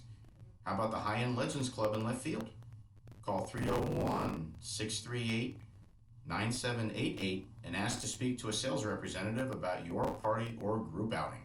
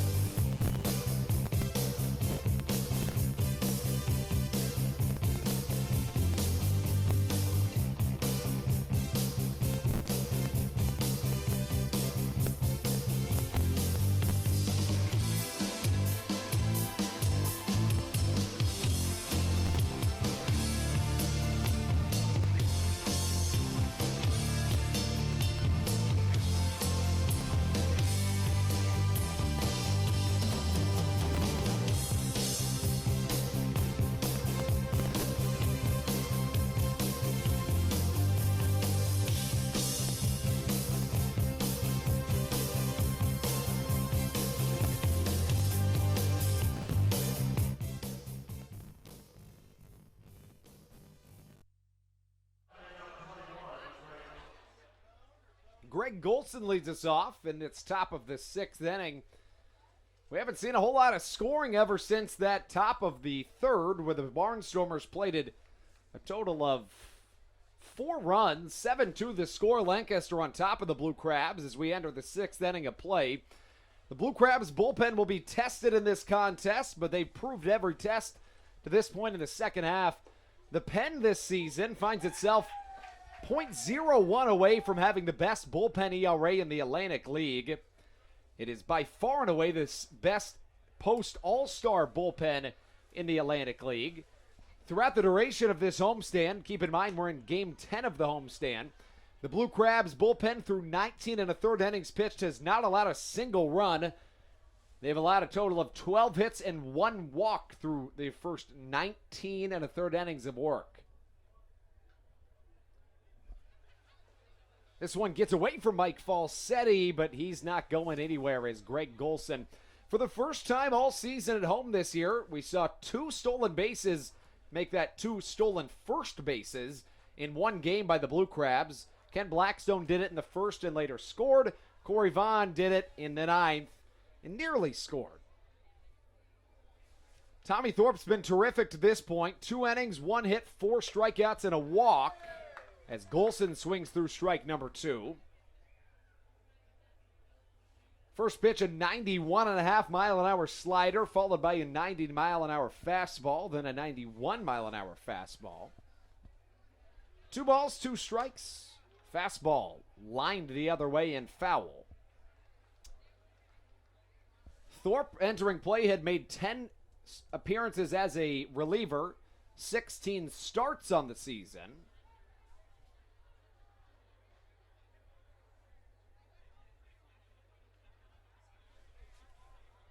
Two-two, slider inside, 3 balls, 2 strikes, the count from Tommy. 7 for the Barnstormers, 2 for the Blue Crabs. The Crabs plated a pair of runs in the bottom of the second inning this evening. Ruby Silva tripled in a run before Mike Falsetti drove one in. 3-2, fastball elevated and swung over our heads here in the press box.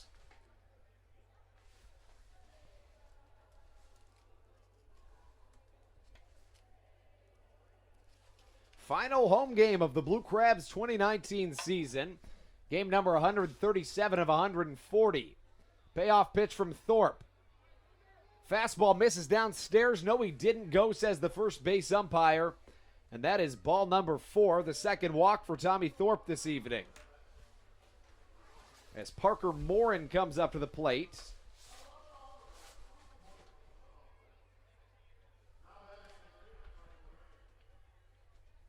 Now coming up to the plate will be Parker Morin, the catcher for these Barnstormers.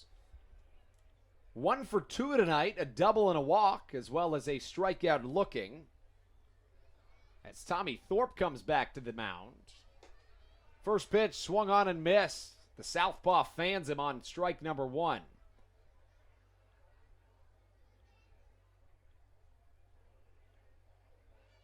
Southern Maryland Blue Crabs 33-33 in this second half of the season. 4th best record in the league since June the 8th. The Blue Crabs went 11-30 through their first 41 games, but are 48-47 since.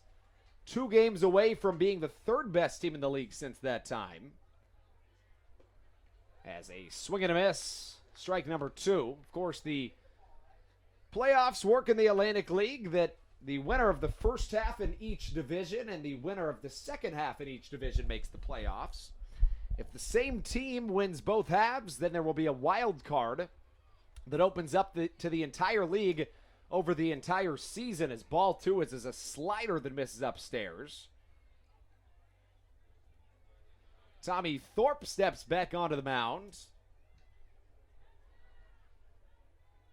Parker Morin on the season 0 for 3 against Tommy Thorpe. 0 for 2 make that as he rips one into center field. Corey Vaughn giving chase. It bounces over his head. That likely brings in a run. The first that the Blue Crabs bullpen have allowed in this entire homestand. As this ball comes in and hits off of the runner, he'll come around to score, and Parker Morin all the way in. So what happened there is Kent Blackstone had Parker Morin dead to rights. He throws it in to throw out Parker Morin definitely, but it bounces off of his back and allows Parker Morin to score. First 2 runs that the Blue Crabs bullpen have allowed in this homestand. Now 19 1/3 innings pitched, 2 runs. Still not too shabby as Destin Hood steps into his right-handed batter's box. 9-2 Barnstormers on top. Thorpe issues a fastball that misses upstairs. 1-0 the count. Tommy's now thrown 47 pitches, 27 strikes. Fastball outside, 2-0. A right-hander warming in the Blue Crabs bullpen. Looks like it might be Brandon Shimo. I believe it is. The pitch swung on and missed. The count 1-1. 2-1. That did go down as a triple and then an error on Kent Blackstone. So only one of those runs earned. Fastball low, 3 balls and a strike to Destin Hood, the former major leaguer. Josh Bell drove in Destin Hood, I beg your pardon. Finds himself having been with the club since about July the 5th on the active roster. Has been with the traveling roster since opening day. 3-1 outside, ball number 4. Still no outs in this 6th inning. Brandon Shimo continues to warm in the Blue Crabs bullpen down the left field line. And that gives way to Josh Bell. Josh Bell stole first base in the 7th inning back on July the 17th. He is the hitting coach for the Barnstormers. Thorpe's first pitch, an elevated fastball, waved and missed, strike number 1. As Tommy comes back to the mound. The Blue Crabs newcomers have been incredible for Southern Maryland this season. The fastball misses low. 3 starting pitchers have been added to the rotation. Dustin Knight, one of them. He struck out an Atlantic League record 17 batters in the series opener of this one. It was also a complete game shutout with 2 hits and no walks as a ball misses inside. 2-1 the count. In that start, it was the 14th Blue Crabs complete game of the year, giving them the most in Atlantic League history, breaking a record set in the year of 2000. 2-1. Upstairs, 3 balls and a strike. This Blue Crabs bullpen has been magnificent in the second half. A 11-4 record with a 2.55 ERA. 3-1 on its way. A broken bat chopper down the third baseline and foul. Tony Thomas grabs it and kicks it over towards the bullpen. He's having some fun over there. The count full at 3-2. We do have a camera crew in town today doing a documentary on the Atlantic League. 3 balls, 2 strikes to Josh Bell. Bell, born in Rockford, Illinois, resides in Phoenix, Arizona. Has played in the major leagues. One of 11 on this Barnstormers roster. 3-2. Fastball, fouled away. There are many people with the last name Bell that have played in the Atlantic League. This Josh Bell, not the one that plays for the Pittsburgh Pirates right now. Rather, this Josh Bell played in 2010 and through 2012 in the MLB as he singles through the left side. Bell picks up his 3rd hit of the day. He entered play finding himself struggling on the season, hitting just 196.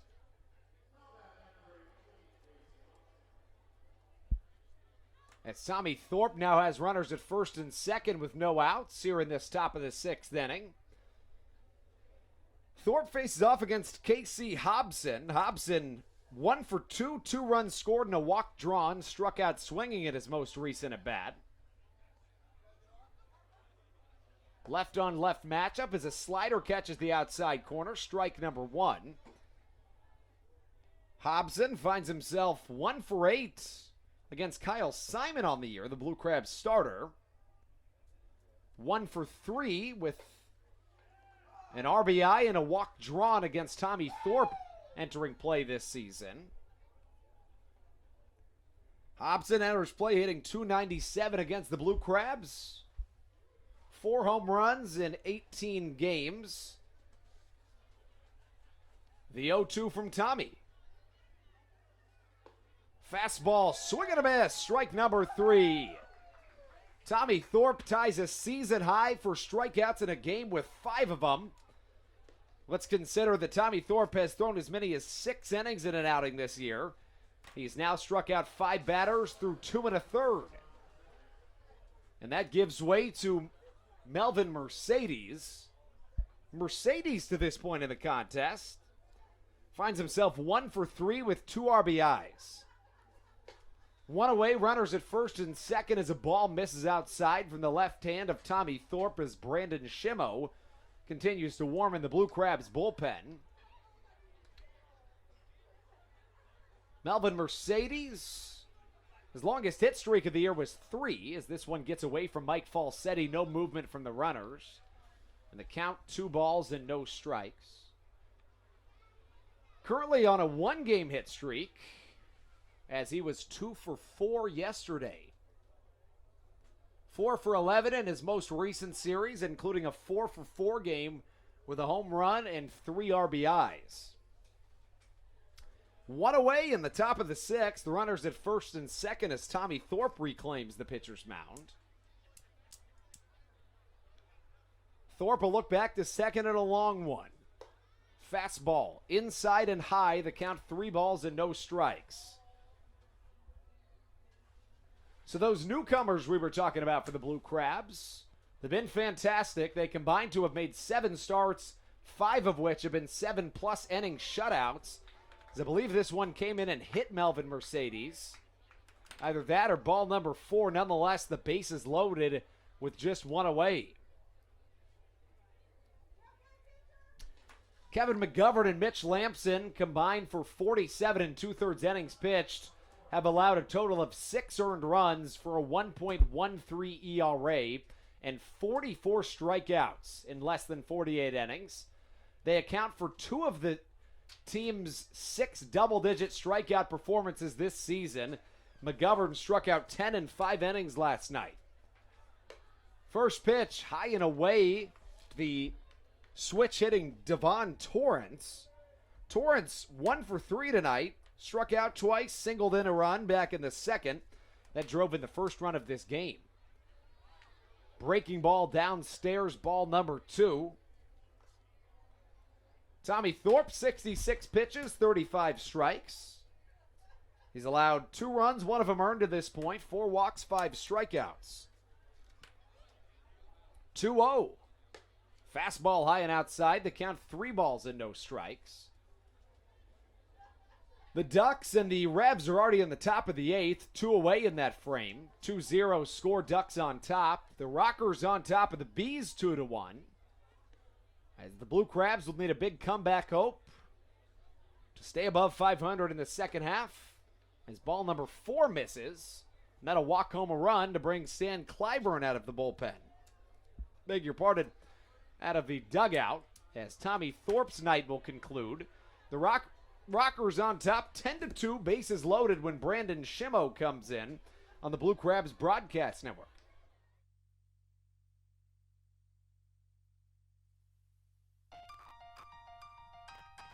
So, what do you like about your home? Practice like hockey. I practice stick handling and sometimes shooting. Mommy. Go outside sometimes. I like playing lacrosse. Playing the switch. I like the scribble. Daddy. I like to build Legos at home. I have the biggest closet. Riding my dirt bike. We help you home. At Hometown Real Estate, we want to help you and your family home. Whatever that takes and whatever that means to you. Give us a call at 888-225-2736 or online at helpyouhomebluecrabs.com.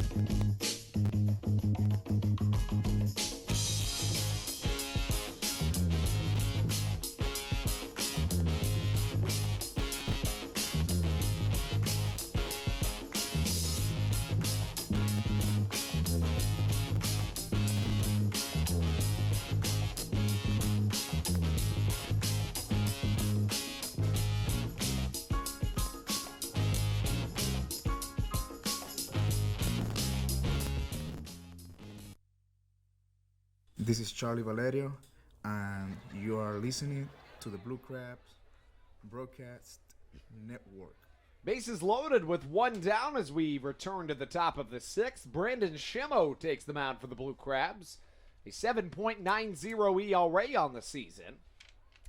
Faces off against the speedster Darian Sanford, who grounds one to the right side. McAdams with a throw home. This could be 2, but Falsetti brilliantly drops the ball and somehow has the mind to put his hand on home plate as he picks it up. That is just a beautiful play from Mike Falsetti.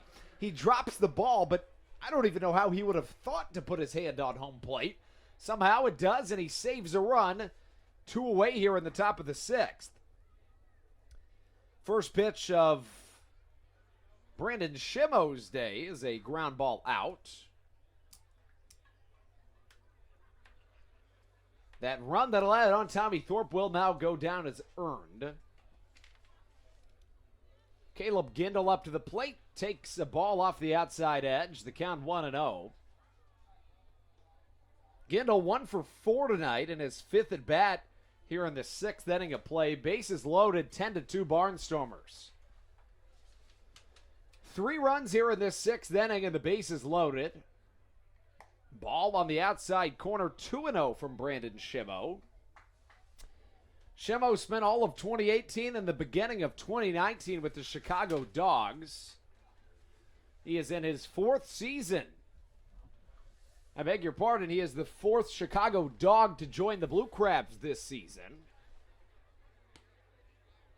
2-0 goes to 3-0.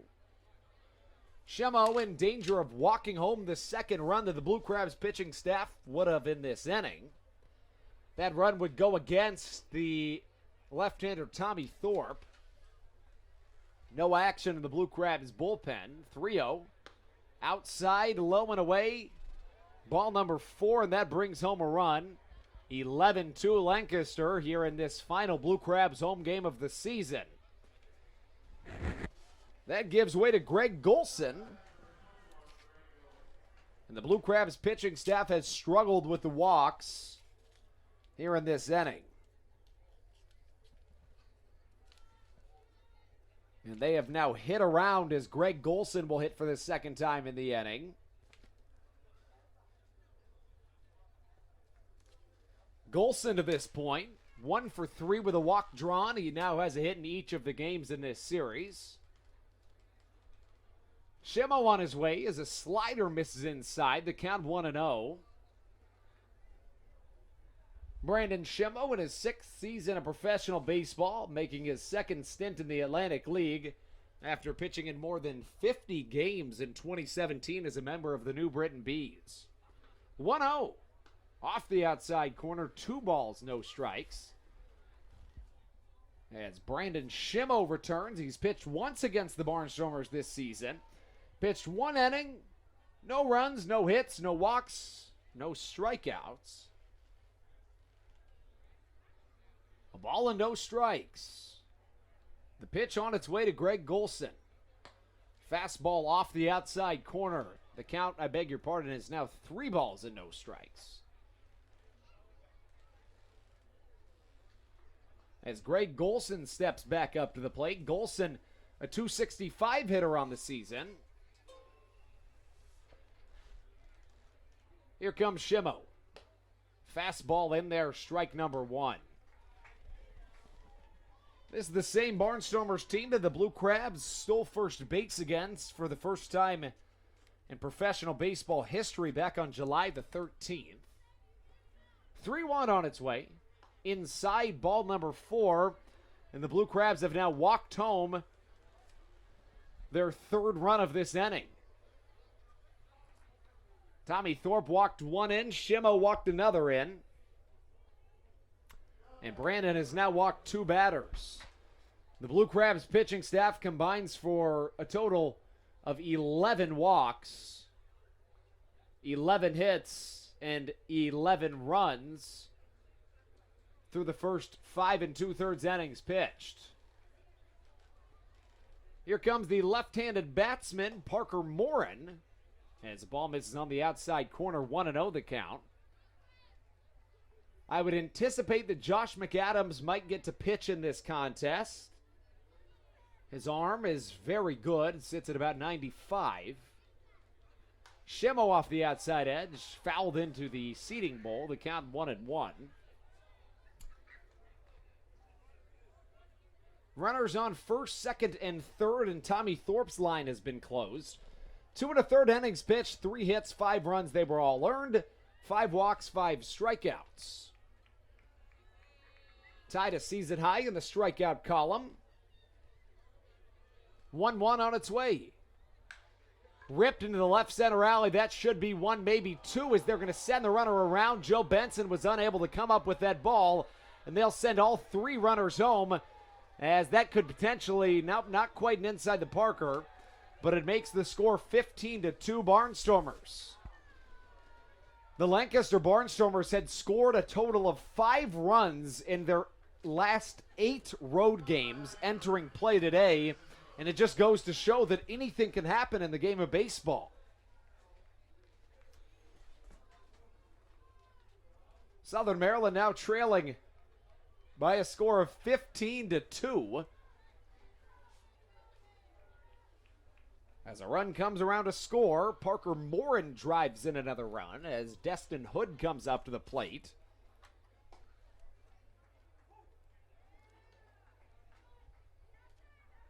That was the second at bat of the inning for Parker Morin. Goes down as a triple. Incredibly, that is the second triple of the inning for Parker Morin. Check down to first. No, he did not go. The count of ball and a strike. I don't know that I've ever seen anybody hit 2 triples in one inning. I have seen somebody in high school, one of my buddies, hit 2 grand slams in one inning. Ben Shealy. 1-1. A broken bat, a jumping right over Kent Blackstone's head. And that'll play the 16th Barnstormers run here in the 6th inning.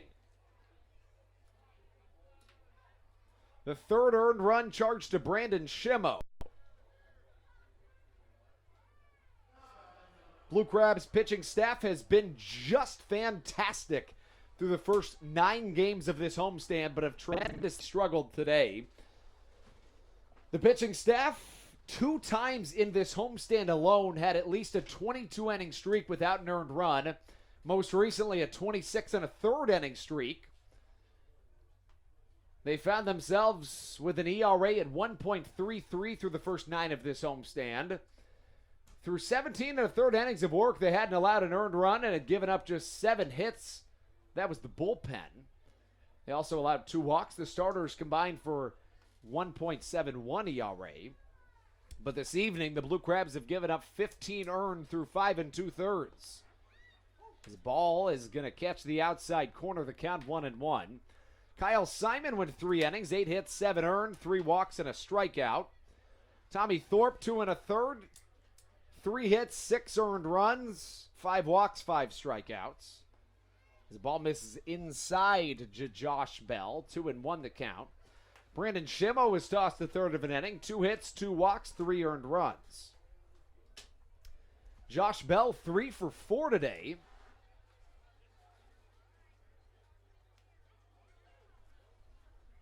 The count, 2 balls and a strike to the switch hitting Bell. Fastball in there, strike number 2. Now here's another interesting thing about the automated ball strike system.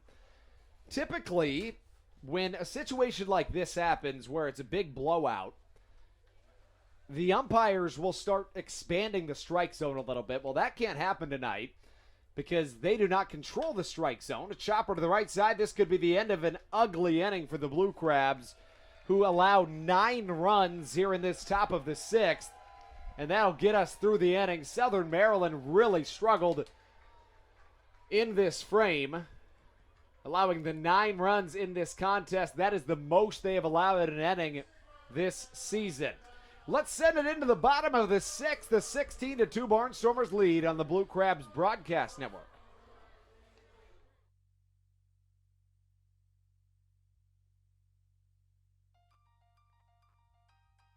So, what do you like about your home? Practice like hockey. I practice stick handling and sometimes shooting. Mommy, go outside sometimes. I like playing lacrosse. Playing the switch. I like the scribble. Daddy, I like to build Legos at home. I have the biggest closet. Riding my dirt bike. We help you home. At Hometown Real Estate, we want to help you and your family home. Whatever that takes and whatever that means to you. Give us a call at 888-225-2736 or online at helpyouhomebluecrabs.com. The National Baseball Hall of Fame and Museum is a place with thousands of stories to be told. It's a place to relive baseball's greatest moments and share them with future generations. It's a place to experience the game and how it has shaped our history. Cooperstown is a destination with something for the entire family. Our stories to tell, your memories to share. Plan your trip to the National Baseball Hall of Fame and Museum in Cooperstown at baseballhall.org.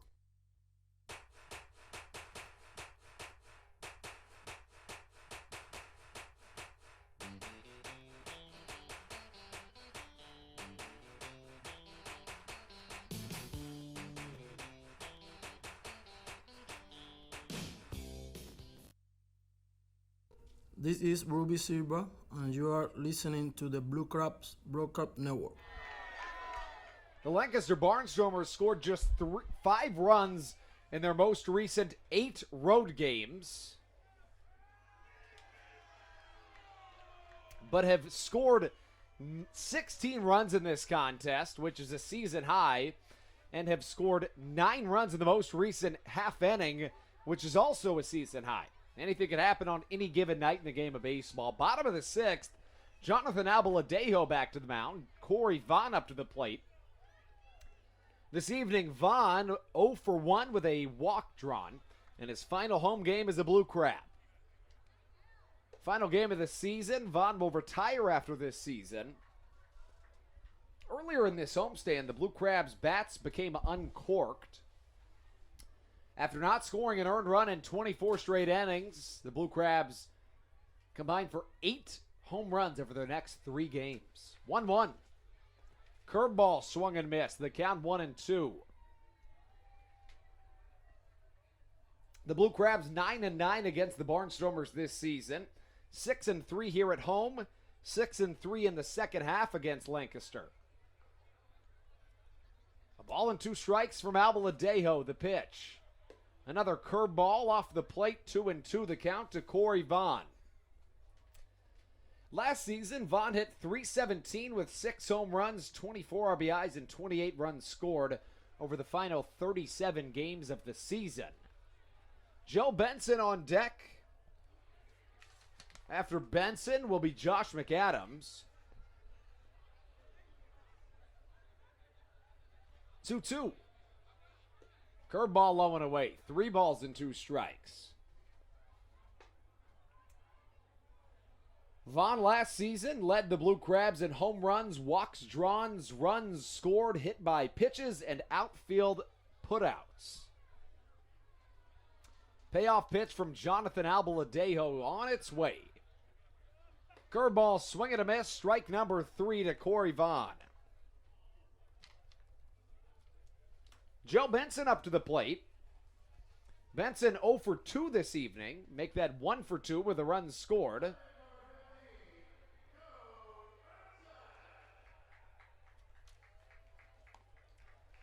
He singled back in the second inning. The Blue Crabs scored 2 runs back in that second inning. Benson scored 1 of them as Albaladejo's day comes to a close, as he hugs every single infielder before walking off the field. Albaladejo gives his coach a hug as well, as that'll be the day for Jonathan Albaladejo. We'll step aside for just a moment and be right back on the Blue Crabs Broadcast Network.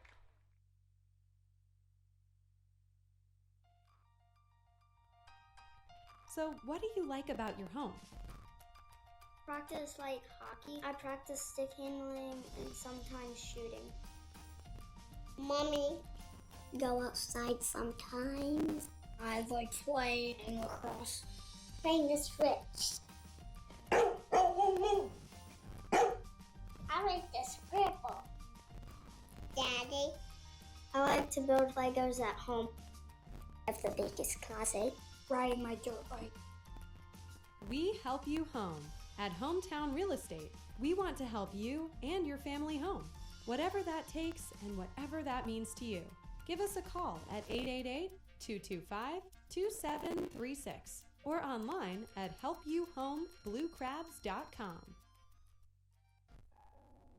The National Baseball Hall of Fame and Museum is a place with thousands of stories to be told. It's a place to relive baseball's greatest moments and share them with future generations. It's a place to experience the game and how it has shaped our history. Cooperstown is a destination with something for the entire family.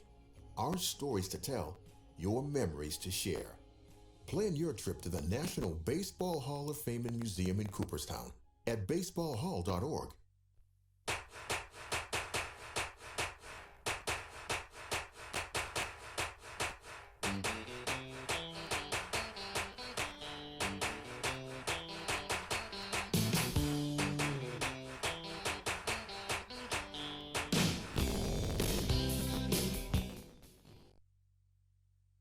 This is Ruby Silva, and you are listening to the Blue Crabs Broadcast Network.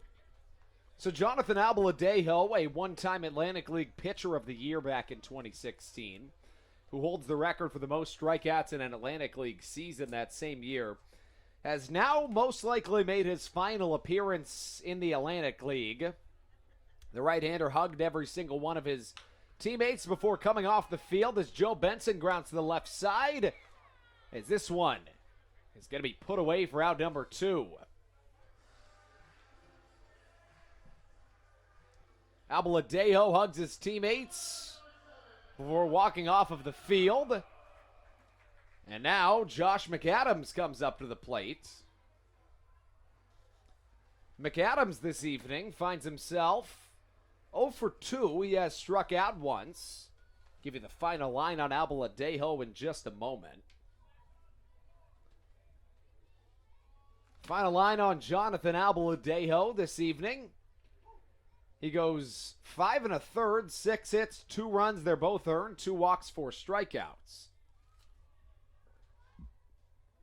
This game dragging along here in Southern Maryland. In fact, the York Revolution and the Long Island Ducks have already finished their game this evening, and we're still in the 6th. A 2-0 final score as the Ducks take down the Lancaster, as the Ducks take down the York Revolution.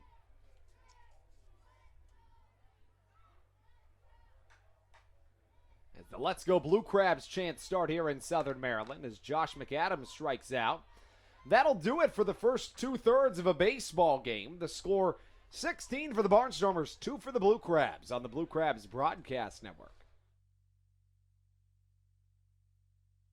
Hey Blue Crabs fans, this is Andrew Bandstra, the voice of the Southern Maryland Blue Crabs, and I want you to come see America's pastime change before your eyes.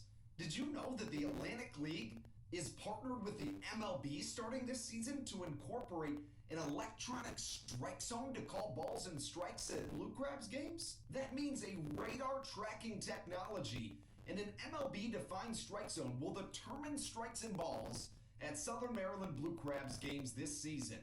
Also, batters can steal first base on any pitch that is not caught by the catcher. Baseball is changing before our eyes, and the only place to see it happen is here in the Atlantic League and at a Blue Crabs game. So come check it out at Regency Furniture Stadia.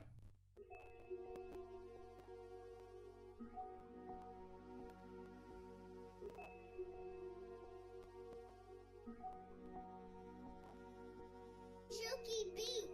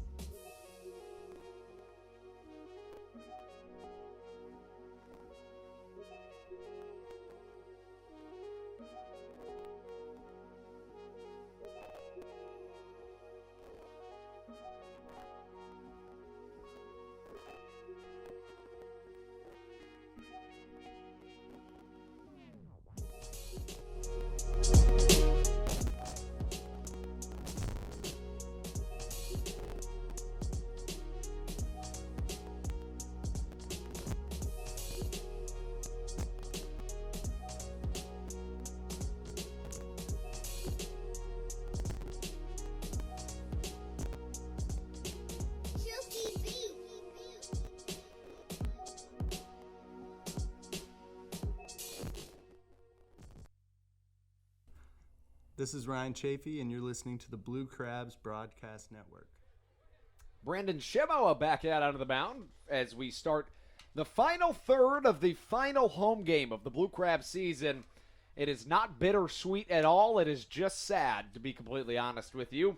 The fact that this is our last game of the year, but I've really enjoyed bringing you Blue Crabs baseball this season. It puts a smile on my face, and I hope yours as well. As the count falls to a ball and no strikes, not the way that we wanted to end this season. But the Blue Crabs maybe still have a comeback in the wings. 1-0 the count as the Blue Crabs bullpen member warms up. I believe it's Adam Choplick. As Casey Hobson warms up in the Blue Crabs bullpen. Actually, it has to be Adam Choplick, because the Blue Crabs have 2 left-handed relievers, and one of them has already thrown this evening. I guess it could be Kevin. No, it can't be Kevin McGovern. He threw yesterday. Mitch Lamson the day before, and he still has a start left this season. A ball and a strike the count. Make it 2-1 after a ball outside. As the son of a former Blue Crabs manager, Casey Hobson, steps up to the plate. So something that's only happened 11 times in the history of Major League Baseball and once since 1951 has happened in this game, according to Dave Collins, the broadcaster for the Lancaster Barnstormers. Parker Morin hit 2 triples in 1 inning. That has not happened since 1951 in the MLB. 2-2 outside, 3-2. I beg your pardon, that was 3-1. So a walk. As Casey Hobson draws it. Another very historic performance happened for Darrell Thompson earlier this season. Not in 11 straight decisions did he have a win, but in 11 straight starts he had a win. That has only been bested 12 times, make that 11 times in the history of Major League Baseball. Incredible stuff. Only 3 times since 1968, including Justin Verlander, who Thompson's mentality has been compared to. As the switch-hitting Melvin Mercedes steps into the left-handed batter's box. A ball and a strike as he steps in from the left side. The Barnstormers not only batted around in the 6th inning, but found themselves scoring a season high in runs in a game and in an inning. As Melvin Mercedes steps back in. Brandon Shimmo back out onto the mound. Melvin Mercedes played in the MLB back in 2014 as he takes a pitch off the outside corner, 3-0. Beg your pardon, that was a different Melvin Mercedes. There is multiple Melvin Mercedes, and I've been tricked by this before. It was Giovanni Soto that tricked me up. There is multiple Giovanni Sotos. One of them hit in the MLB. One of them pitched, and the one that pitches plays for York.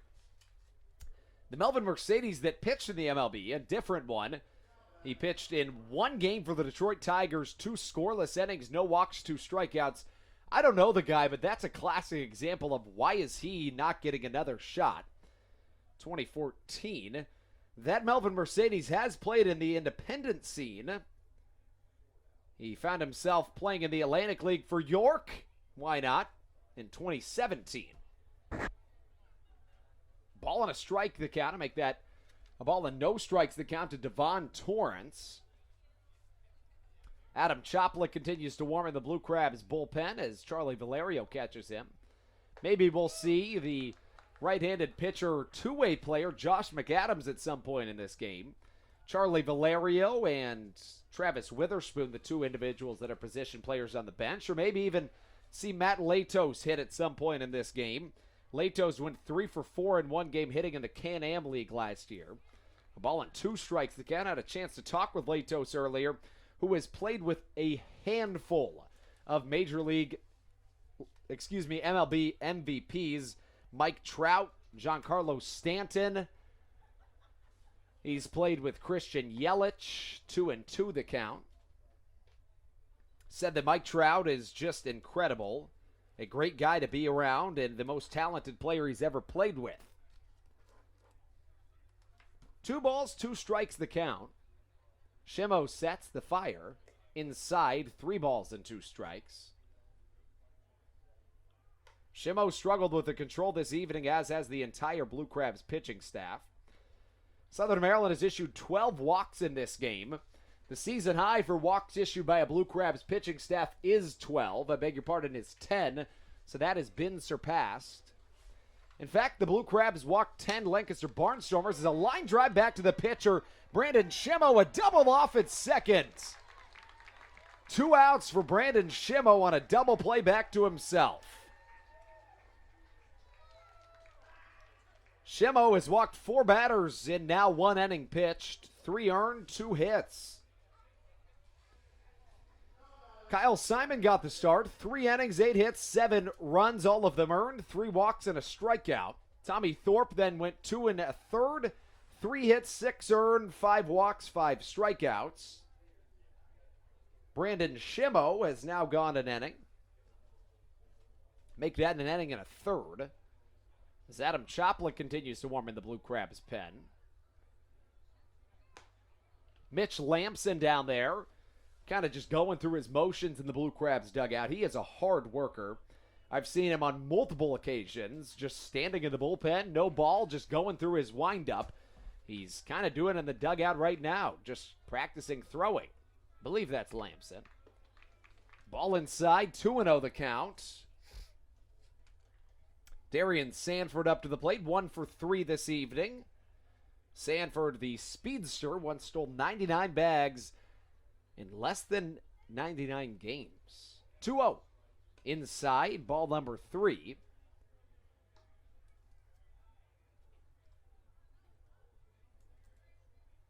Some scores from around the Atlantic League this evening. The Long Island Ducks already defeated the York Revolution 2-0.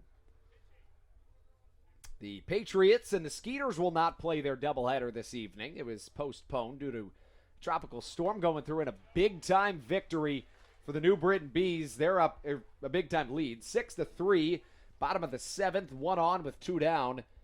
They are in the outside looking in the playoff picture. If they win tonight, they'll be 2 back with 3 left. Ground ball to the left side, a dive from Tony Thomas. Kent Blackstone can't get there and wisely just pump fakes and sees if the runner rounds to see if he can't tag him. Blackstone made an incredible play yesterday, a Derek Jeter-type jump throw when Darian Sanford was up to the bat. Talked with Blackstone after the game, and we concurred that against just about anybody else, he would have had him. He almost had Sanford, and he's the speediest guy maybe in professional baseball.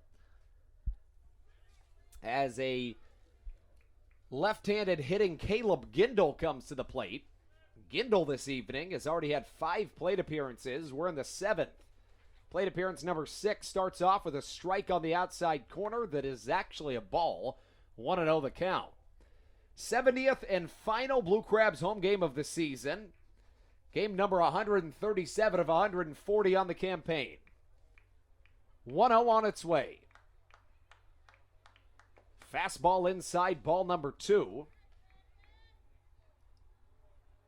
2 balls, no strikes the count. Choplin continues to warm in the Blue Crabs bullpen.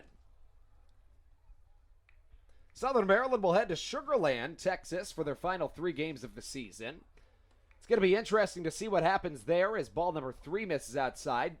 I say that because planes have been grounded in Houston. Sugar Land is right outside of Houston.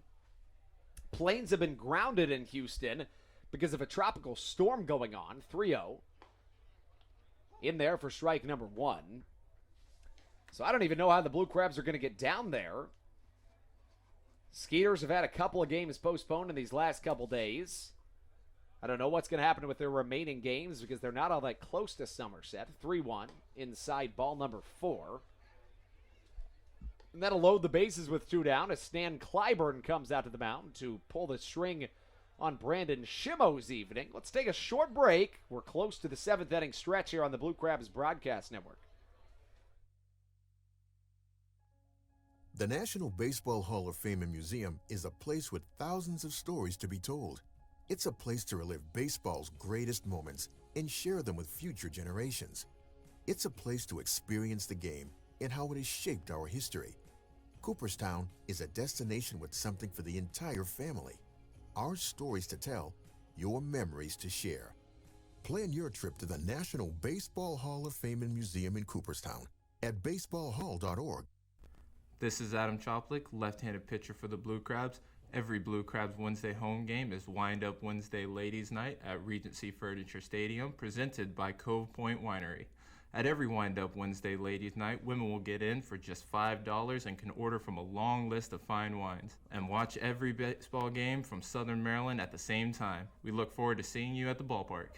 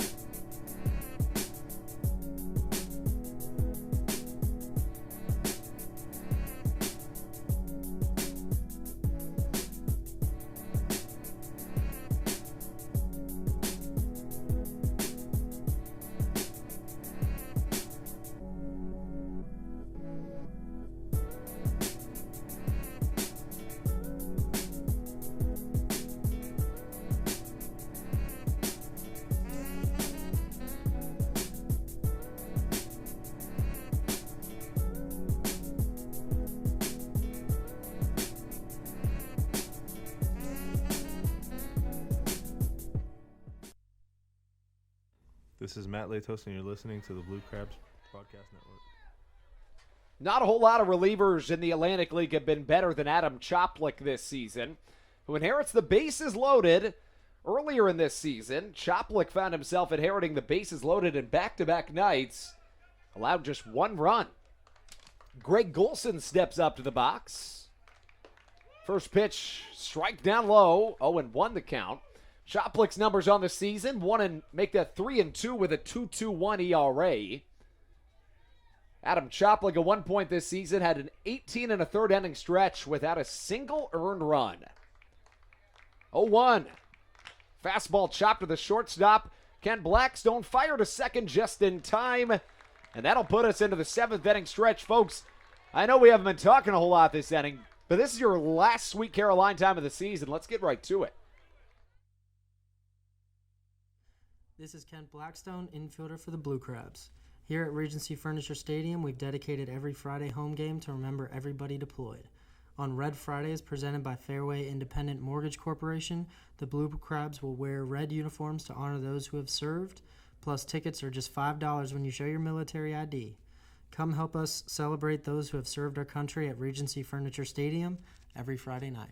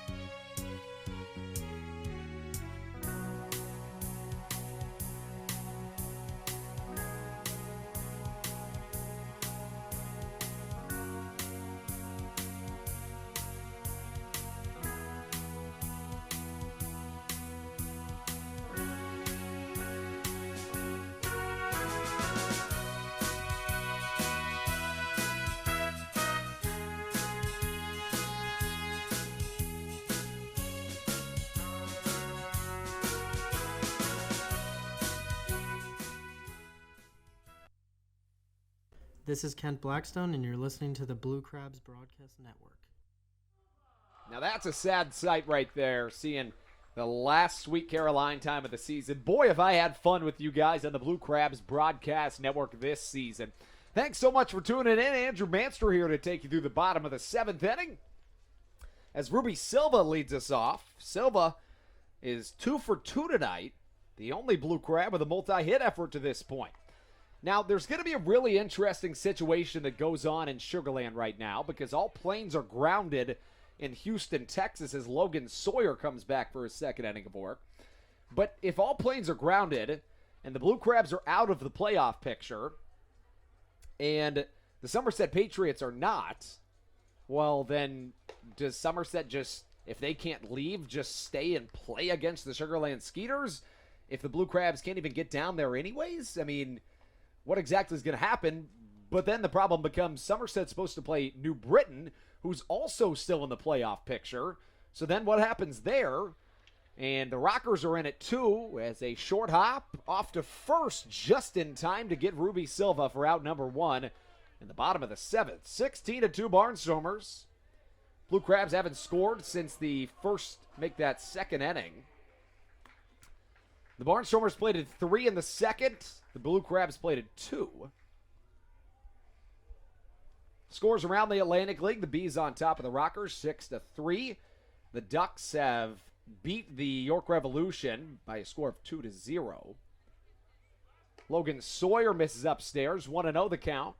Some more action in the Blue Crabs bullpen.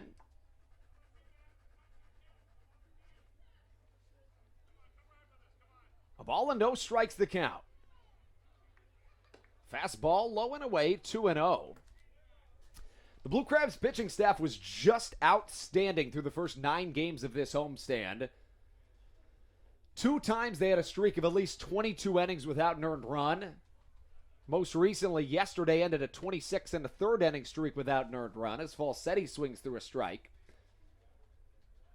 Through the first 5 games of this series, they allowed just 5 earned runs in 45 innings for a 1.0 ERA.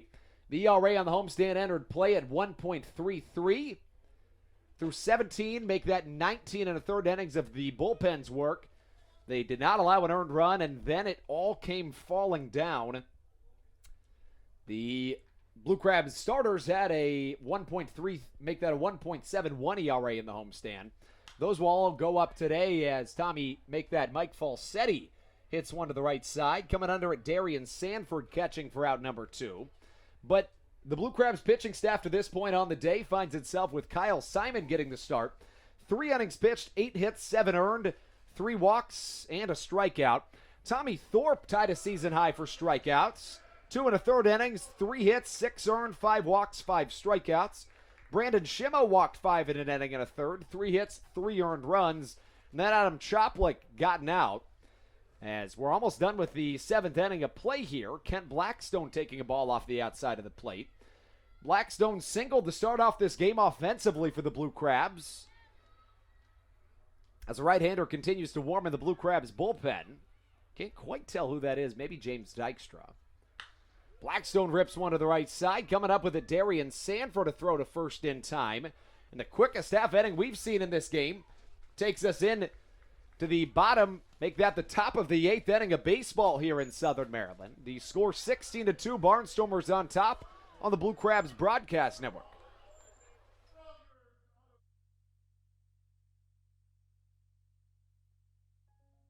The National Baseball Hall of Fame and Museum is a place with thousands of stories to be told. It's a place to relive baseball's greatest moments and share them with future generations. It's a place to experience the game and how it has shaped our history. Cooperstown is a destination with something for the entire family. Our stories to tell, your memories to share. Plan your trip to the National Baseball Hall of Fame and Museum in Cooperstown at baseballhall.org.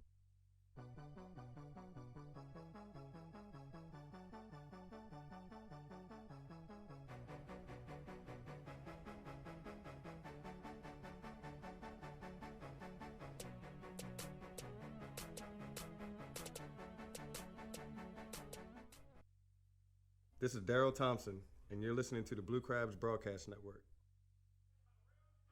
Darryl Thompson welcomes us into the top of the 8th inning. The hometown hero in his last start did allow 5 earned, but he leads the league and wins innings pitched, game starts, and finds himself 5th in ERA. He has set new career records in his 17th professional season in terms of wins, in terms of not quite ERA, but the whip is right there as well. Game started and innings pitched right there. Tied for 2nd in Atlantic League history in strikeouts with 937, and finds himself an inning shy of being 3rd in Atlantic League history in innings pitched. With a win tomorrow against the Sugarland Skeeters, Thompson projected for the start will find himself tied for 5th in Atlantic League history in wins in a season. Will find himself, if he strikes out 10, 1st in Atlantic League history in strikeouts in a single season. He's been absolutely fantastic this year. Couldn't ask for a much better season out of the La Plata, Maryland native as James Dykstra takes the mound. Dykstra has been fantastic this year. He has a 3.00 ERA and finds himself tossing about 96 to 98 miles an hour on the gun. Interestingly, the guy who used to be the hardest thrower in all of the American Association has always sat right around 96 to 98 miles per hour, but finds himself never having touched the triple digits.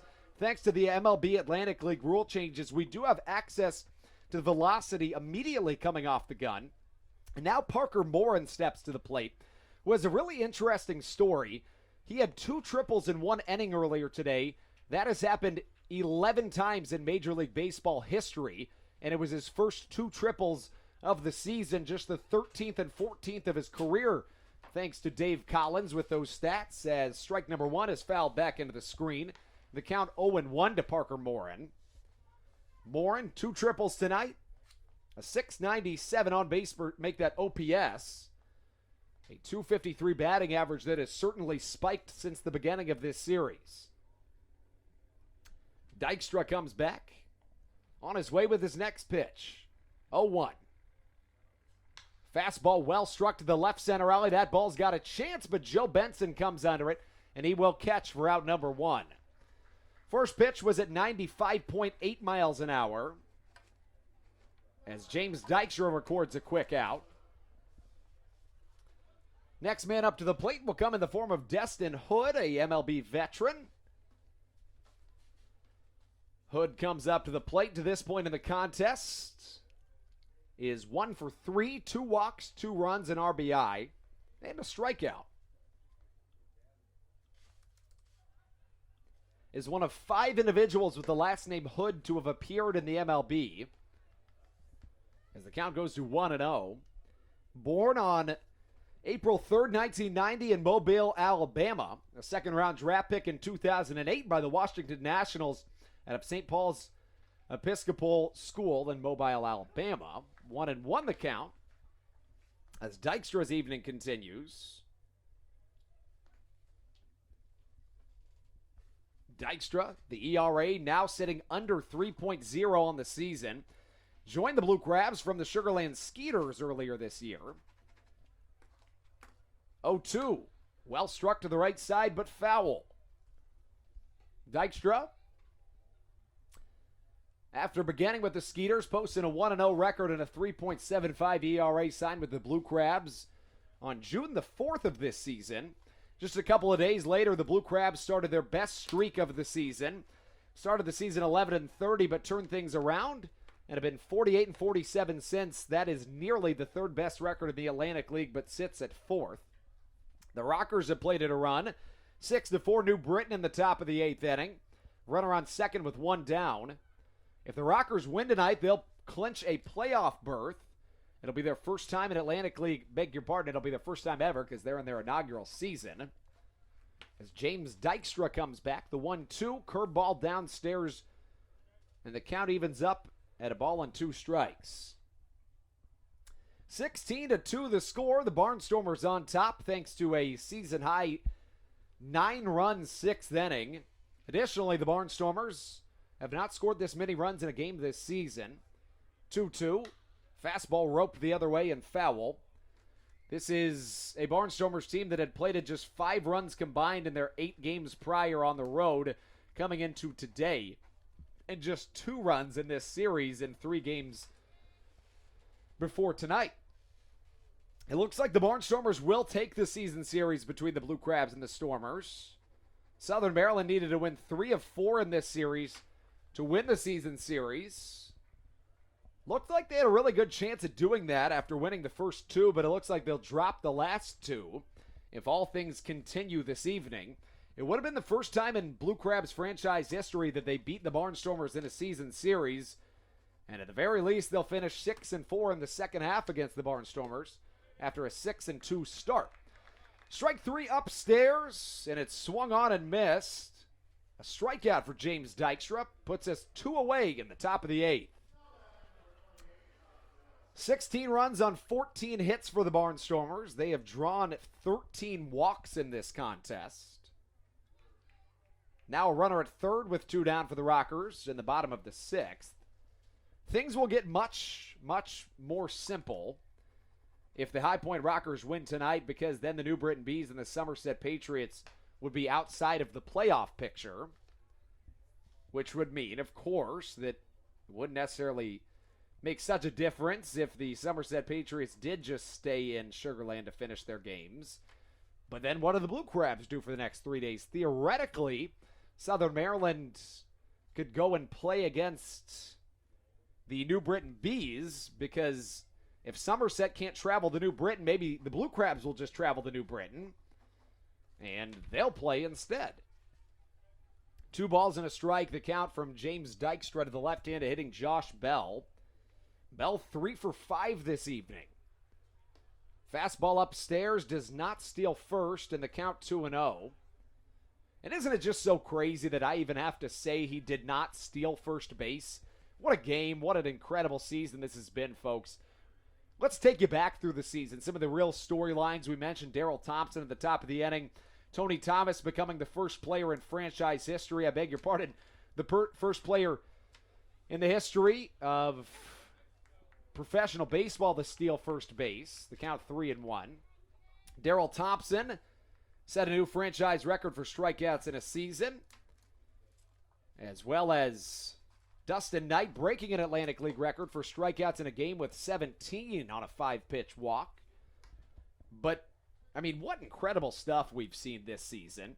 Additionally, in that game that Dustin Knight struck out 17 batters, it was the 14th complete game of the season for the Blue Crabs pitching staff, which set a new Atlantic League record. Both of those records set that night on a very historic night on September the 16th. Were records that were breaking 19-year standing records in the Atlantic League. 0-2, I beg your pardon, 2 down as K.C. Hobson swings through a pitch. Hobson this evening, 1 for 3, 2 walks drawn. This is his 6th plate appearance here in the 8th inning. The Stormers batted around back in the 6th and then some. The 0-1 from James. Curveball, inside corner, strike number 1, make that 2.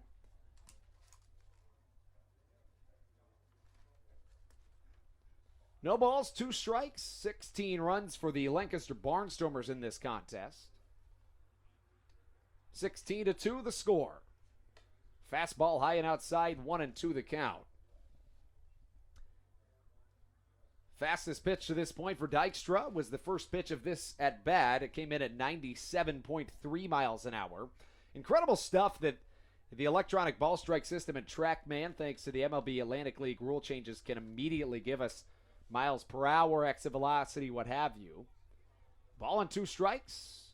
Fastball jammed the other way. Hobson's average sitting at 205. He needs just 1 more home run this season to become the first Lancaster Barnstormer with 3 different 20 home run seasons. This will be the final home game for Corey Vaughn in a Blue Crabs uniform. He will retire from the game of baseball at the end of this season. 1-2 on its way. Fastball swung and missed. Strike number 3. 2 strikeouts in the inning for one of the hardest throwers in the Atlantic League. Let's take it to the bottom of the 8th. You're listening to the Blue Crabs Broadcast Network. Hey Blue Crabs fans, this is Andrew Bandstra, the voice of the Blue Crabs, and I have some exciting news for you. Did you know that the Blue Crabs Atlantic League has partnered with the MLB? This groundbreaking partnership includes rule changes that foreshadow the future of America's pastime as we know it. The MLB wants to create more offense and cut down on the time of games, and the rule changes to achieve this include banning mound visits, requiring each pitcher that enters the game to face at least 3 batters, and shortening time in between innings, and much more. Come be the first to see the future of baseball at Regency Furniture Stadium. Hey Blue Crabs fans, are you looking to watch a game from one of our luxury suites? How about the High-End Legends Club in left field? Call 301-638-9788 and ask to speak to a sales representative about your party or group outing.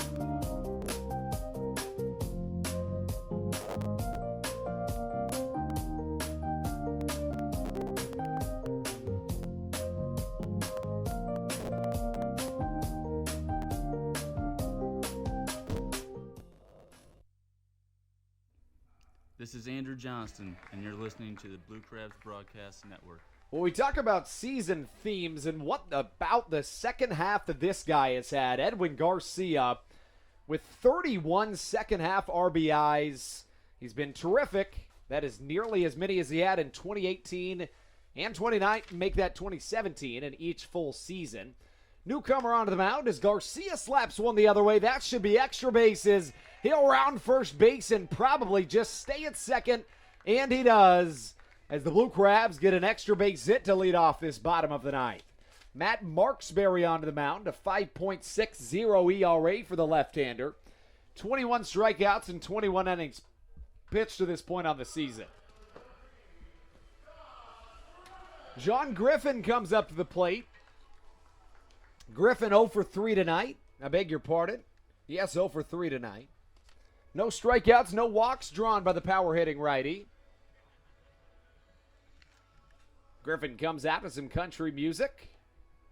Let's give you the pitching lines to this point. Kyle Simon, 3 innings, 8 hits, 7 earned, 3 walks, and a strikeout. Tommy Thorpe, 2 1/3 innings, 3 hits, 6 earned, 5 walks, 5 strikeouts. Brandon Shimmo, 1 inning and a third, 3 hits, 3 earned, 5 walks, no strikeouts. Adam Choplik, 1/3 of an inning. James Dykstra, an inning, a walk, 2 strikeouts. For the Lancaster Barnstormers to this point, Jonathan Albaladejo got the start. 5 1/3 innings pitched, 6 hits, 2 earned, 2 walks, 4 strikeouts. Logan Sawyer then tossed an inning and 2/3 of scoreless baseball. No hits, no walks, a strikeout.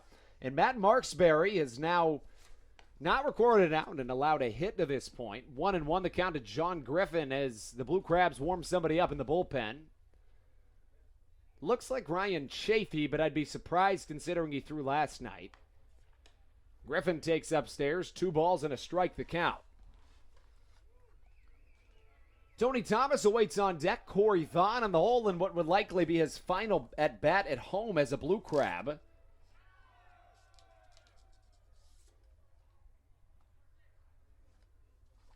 Vaughn, 3 years with the Blue Crabs.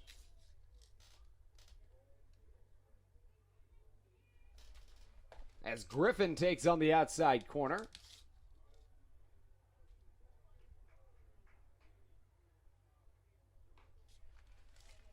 2 balls, 2 strikes to John Griffin, second-year Blue Crab.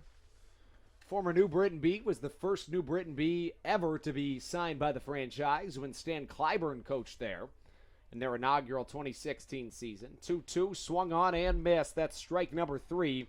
Southern Maryland down to their final 5 outs of their final home game of this 2019 season.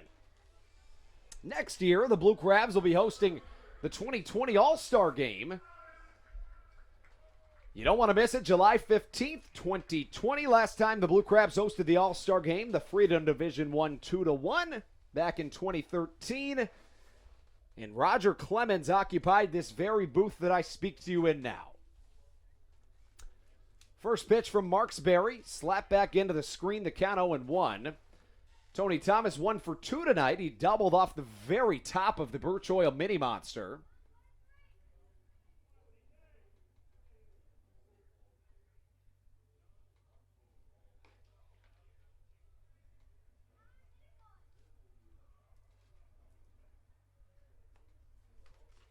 This one way outside. A ball and a strike the count. Still can't quite tell who's warming in the Blue Crabs bullpen as Corey Vaughn awaits on deck. Tony Thomas against these same Lancaster Barnstormers here at home on July the 13th became the first person in baseball history to steal first base. Thomas finds himself with 2 broken bat home runs this season. 1-1. Way inside, that ball sent a mile into the night sky. Josh Bell ranging back, talking with his shortstop, and he'll say, I'll catch it for out number 2, and does.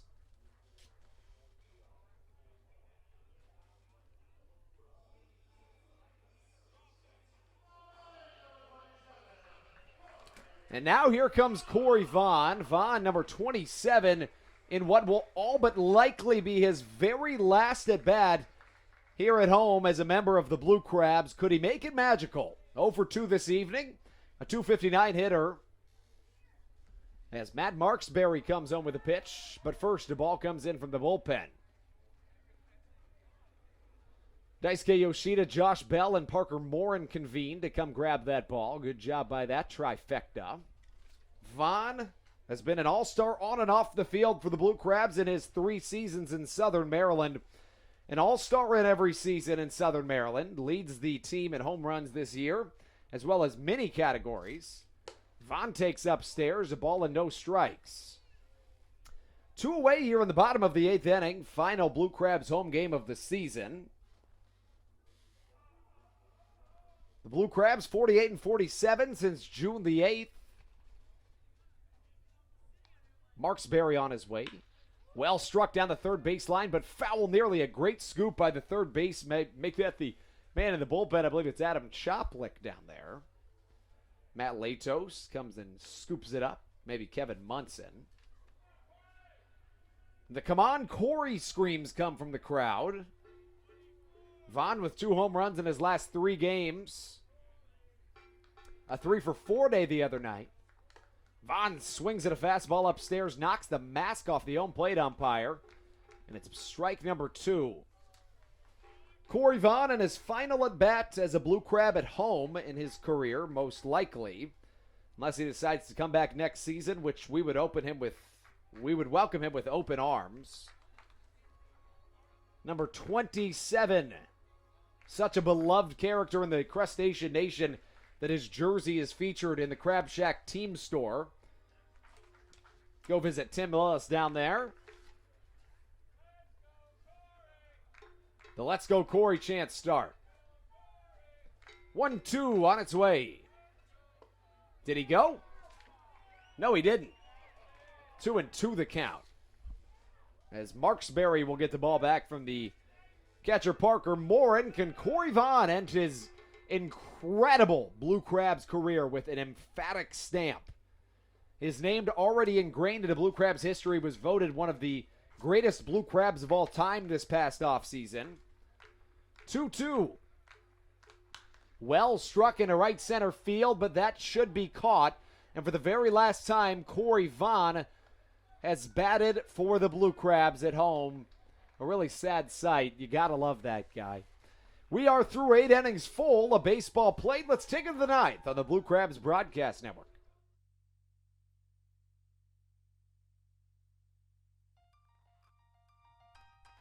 So, what do you like about your home?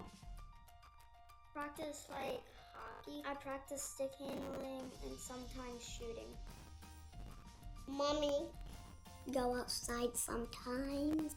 I like playing lacrosse. Playing the switch. I like the scribble. Daddy. I like to build Legos at home. I have the biggest closet. Riding my dirt bike. We help you home. At Hometown Real Estate, we want to help you and your family home. Whatever that takes and whatever that means to you. Give us a call at 888-225-2736 or online at helpyouhomebluecrabs.com.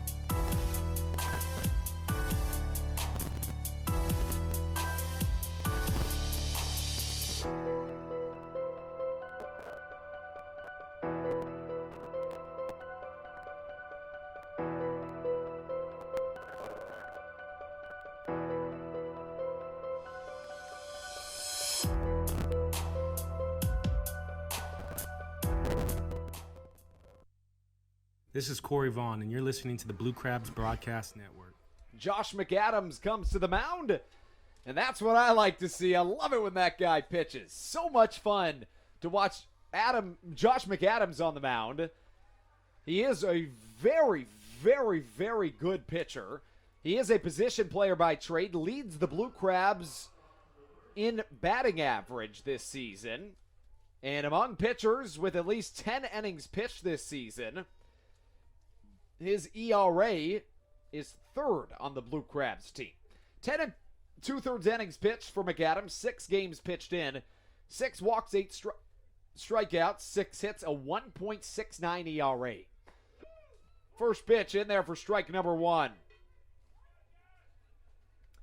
Josh, a two-way player by every sense of the term. The 0-1 on its way. Curveball inside. Ball number 1. The score 7-4. New Britain on top in the bottom of the 8th inning. 2-0 Ducks, the final score in York. Ground ball to the right side, and when Garcia Fields throws to first out, number 1. First pitch at 88 miles an hour. Second pitch at 74. Or 77, but that is awfully impressive. 88 miles an hour from a first baseman. When he throws the ball, when he's playing the field, it is just so impressive. I mean, this guy is a first baseman, mind you. And he just rockets the ball. When he's turning 2, there's not a whole lot the runners can do. McAdams on the way. Fastball waved and missed. Devon Torrance up to the plate. Torrance this evening finds himself with a 1-for-4 clip, 2 runs, 2 RBIs, a walk and 2 strikeouts. Fastball the outside corner in there. Torrance, a .222 hitter on the season. Josh McAdams pitching for the 7th time this season. First pitch of his at-bat, 91.1 miles an hour off the first baseman's hand. Little nubber down the third base line. Thomas has trouble with it, and that will allow Torrance to get on. Josh McAdams this season has been absolutely phenomenal. Second pitch, 90 miles an hour. He does not treat relief appearances like an average position player would. The average position player might just kind of mess around, lob him in. No, not Josh McAdams. He's taking it really seriously. In fact, he told me that he would consider switching to be a full-time pitcher at the professional level. When he was signed by the Blue Crabs this year, Stan Clyburn said, you'll basically be doing everything. And that's basically what he's done. He's excelled in every role. Top 3 on the Blue Crabs in ERA and in batting average. You can't say that too often. Now, he doesn't qualify in either, but he's pitched 10 innings, and he's played in more than 80 games offensively. No balls and a strike. McAdams. Fastball swung on and waved away. The count 0-2. Probably not going to turn a double play ball on Darian Sanford. And that does go down as a single for Devon Torrance. His second hit of the day. First pitch, 91 miles an hour. McAdams on the way with the blue stirrup socks. A curveball. Check swing, but it didn't go. 1-2 the count. The ERA for McAdams now down to 1.64. Love it when this guy pitches. Darian Sanford steps back in. One of the speediest guys in all of professional baseball. McAdams misses high and outside, and the count 2-2. Josh has pitched against these Lancaster Barnstormers this season. McAdams finds himself on the campaign.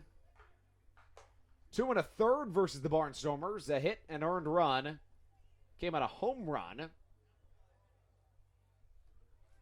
Count full at 3 balls and 2 strikes.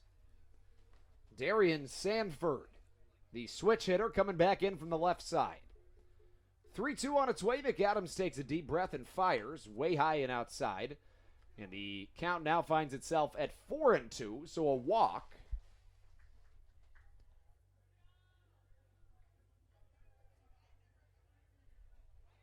And that gives way to the next man up to the box, Caleb Gindel. Gindel, top 3, make that top 5 in the Atlantic League in RBIs, batting average, and home runs this season. 1 for 4 tonight, 3 RBIs, giving him 90 on the season. 1-0 the count for McAdams. Gindel has drawn 2 walks, and he is incredibly in his 7th plate appearance in this game. The pitch, tapped foul back into the Roy Rogers backstop padding. The count, a ball and a strike.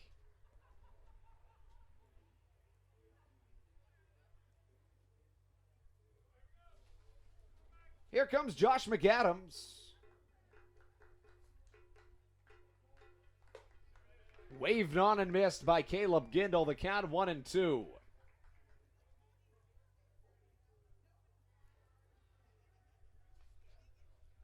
A ball and 2 strikes, 1 down here in this top of the 9th inning.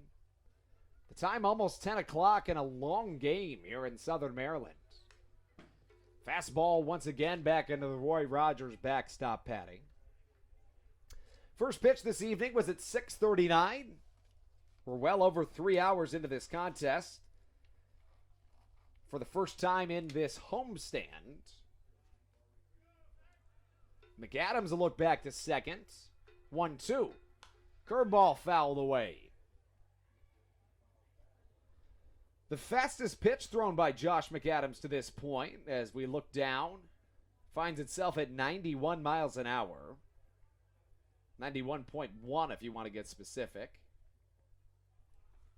McAdams will look back to second. Gindel at the plate, the 1-2. Hit sky high to the right side. Ranging back to second baseman Edwin Garcia, and his Gold Glove catches it for out number 2. Garcia named the finest fielder in the Atlantic League last season. Dubbed the finest glove when he won the Rawlings Gold Glove Award. So 2 down here in this top of the 9th inning. Josh McAdams on the mound. Caleb Gindel's OPS was at 900 before that at bat. Drops to 898 now. As Greg Golson comes up to the plate for the final out. Defensively for the Blue Crabs at home this season.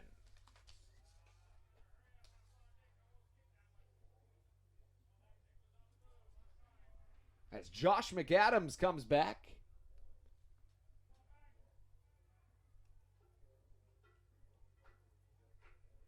McAdams on the way. High leg kick in the pause. Leads to a fire, and it's right past the swinging bat of Greg Golson.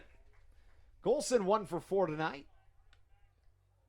Now, there was a time in this homestand where every single Lancaster Barnstormer struck out at least once in the game. Tonight, they've all walked at least once. In fact, only 3 have walked only once. Everybody else with multi-walk games. Ball number 1 outside. Ball and 2 strikes the count.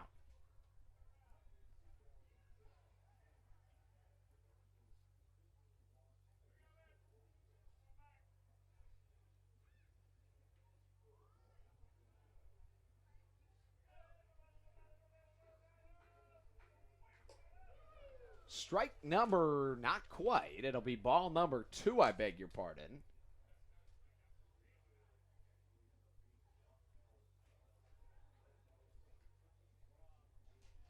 As Josh McAdams comes back to the mound, a 2-2 count.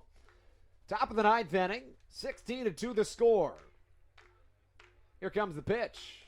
Fastball upstairs. And basically walking to third base is the runner at second. 3 balls, 2 strikes. Josh McAdams on the mound with the high navy blue and light baby blue striped socks.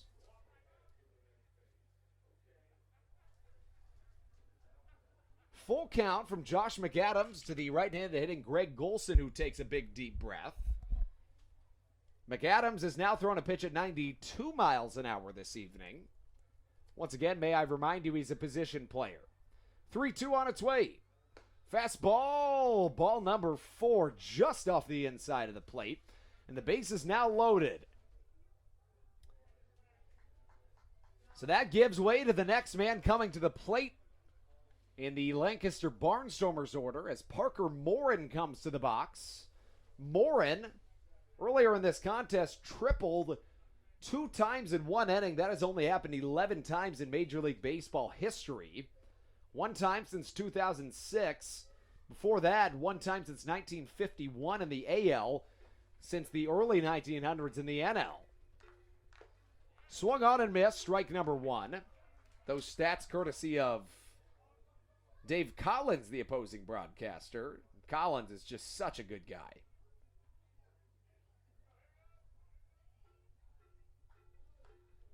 Josh McAdams coming back with the pitch, the 0-1 off the plate, 1-1. McAdams' ERA now sits at 1.59, and he could have a really, really impressive resume on the season if he can get out of this inning. Top of the 9th in New Britain, 7-4 the score as the pitch misses outside. 2 balls and a strike the count. Morin 3 for 5 this evening. The batting average has lifted at least 10 points in this series. Ball number 3 outside. 3-1 the count. McAdams has now thrown 27 pitches, 14 strikes.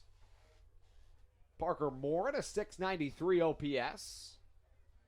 3-1. Little nubber to short. This could be it for the Barnstormers. And it is. Josh McAdams gets out of it with the bases loaded. A 16-2 score heads to the bottom of the 9th on the Blue Crabs Broadcast Network.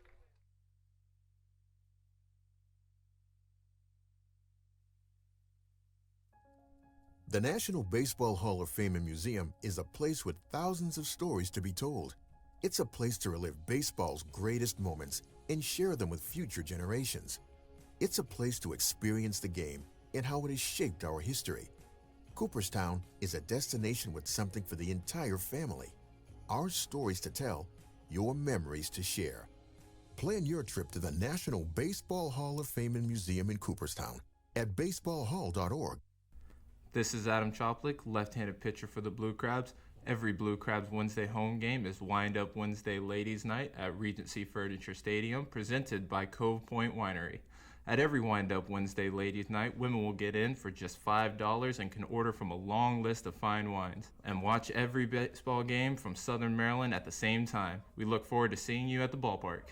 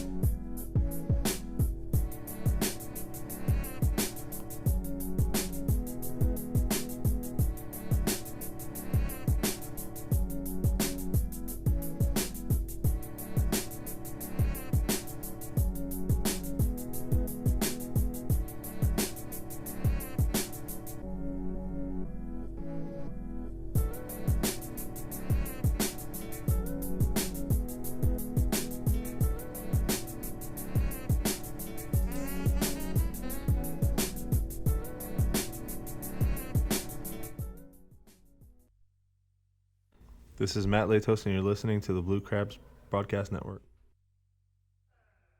Joe Benson leads us off as we take you into the last half inning of the season on the Blue Crabs Broadcast Network. It has really just been a joy to bring you Blue Crabs baseball this season as Benson takes upstairs. Another position player onto the mound. It is Caleb Gindel, a pitcher that has actually started in this series, plays right field in place of Gindel. The 1-0. Fastball in there for strike number one as Caleb Gindel retakes the mound. Gindel, a 5.63 ERA on the season, very much like Josh McAdams. He's pitched a fair amount of times. 1-1 low for the second ball.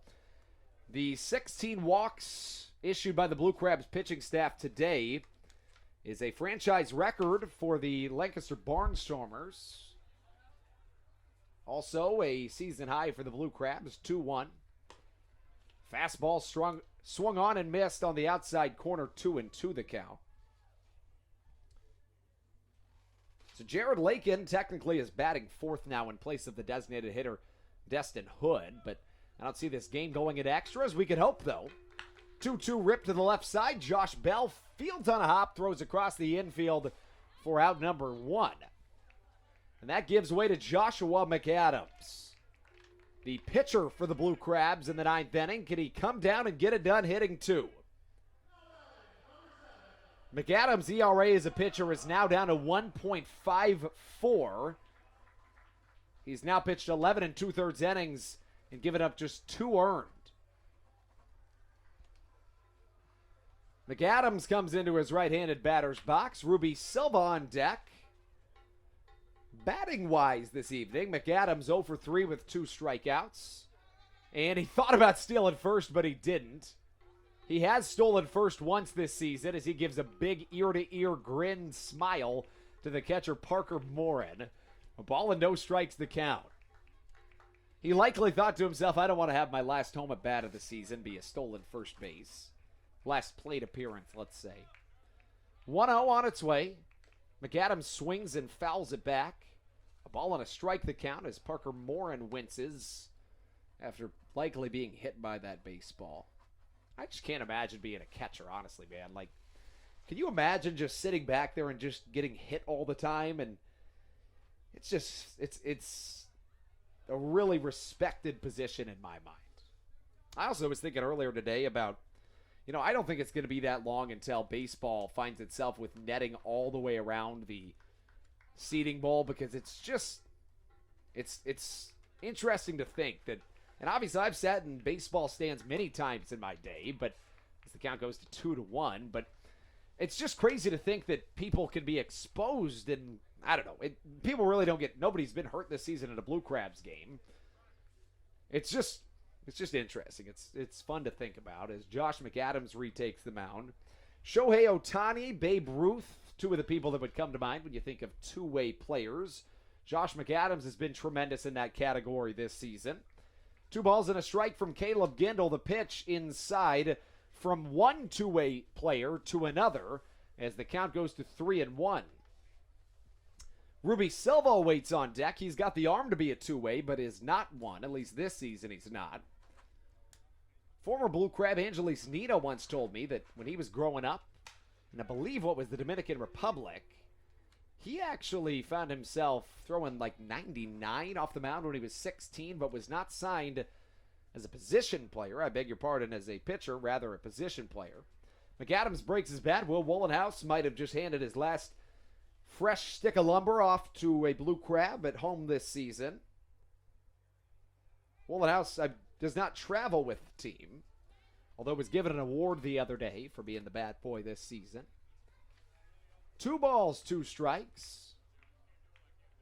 Gindel out of the windup. The pitch. Drill down the third base line. A beautiful diving play from Josh Bell. Fires across the infield. And what a spectacular play by Josh Bell to rob Josh McAdams of what was sure to be extra bases. A fantastic play by the MLB veteran third baseman brings Ruby Silva up to the plate for what could be the final plate appearance of the Blue Crabs 2019 home season. Southern Maryland will head down to Sugar Land for the final 3 games of the season. Game number 70 of 70 at home this season. Game number 137 of 140 on the campaign. First pitch off the outside corner and a strike. As Silva steps back into the box. Ruby came up through the Cubs system. We've talked about it all year. A whole lot of Iowa Cubs passed through. Former Iowa Cubs passed through in the Atlantic League. 1-1 the count. Ruby Silva, Cuba native.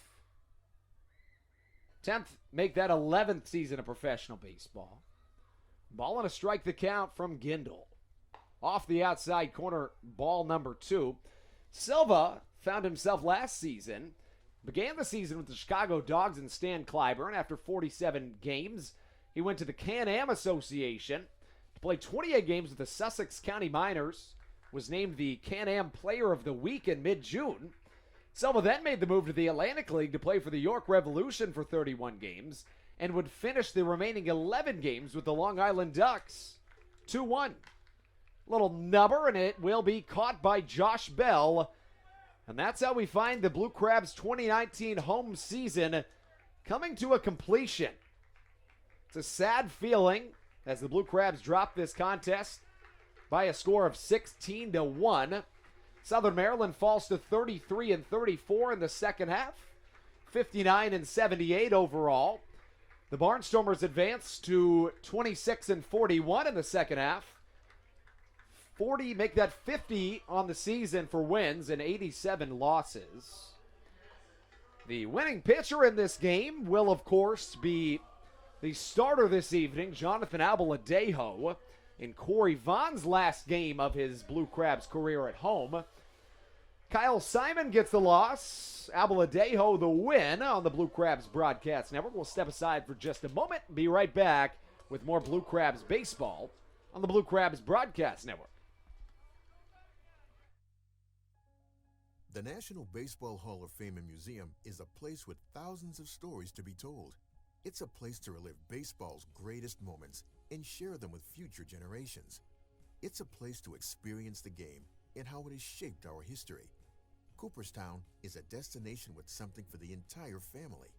Our stories to tell, your memories to share. Plan your trip to the National Baseball Hall of Fame and Museum in Cooperstown at baseballhall.org. This is Adam Choplik, left-handed pitcher for the Blue Crabs. Every Blue Crabs Wednesday home game is Wind Up Wednesday Ladies Night at Regency Furniture Stadium, presented by Cove Point Winery. At every Wind Up Wednesday Ladies Night, women will get in for just $5 and can order from a long list of fine wines and watch every baseball game from Southern Maryland at the same time. We look forward to seeing you at the ballpark.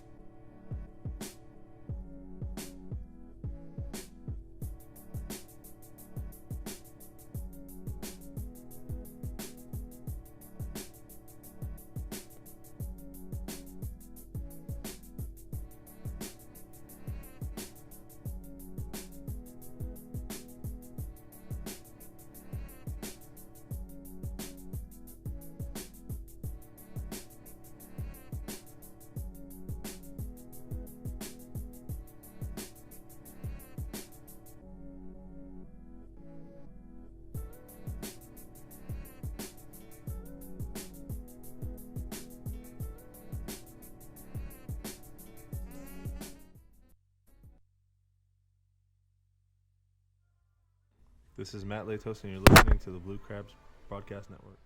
So the Lancaster Barnstormers find themselves setting season highs in runs in an inning, a franchise high in walks against in an inning, and find themselves scoring the most runs they have all season. As a 16-2 Lancaster win. Let's run through the box score. The starting pitchers, Jonathan Albaladejo gets the win. Simon with the loss. Caleb Gindel 1 for 5, 3 RBIs. Every batter in this Lancaster lineup had at least one hit in the contest and at least drew one walk. The highs among those would be 3 walks for Greg Golson, 2 3-hit games, 1 for Parker Moore, including 2 triples. Josh Bell was 3 for 5.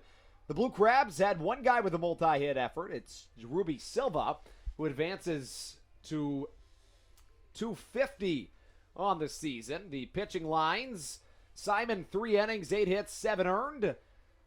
Adam Choplick, James Dykert, Josh McAdams was all good.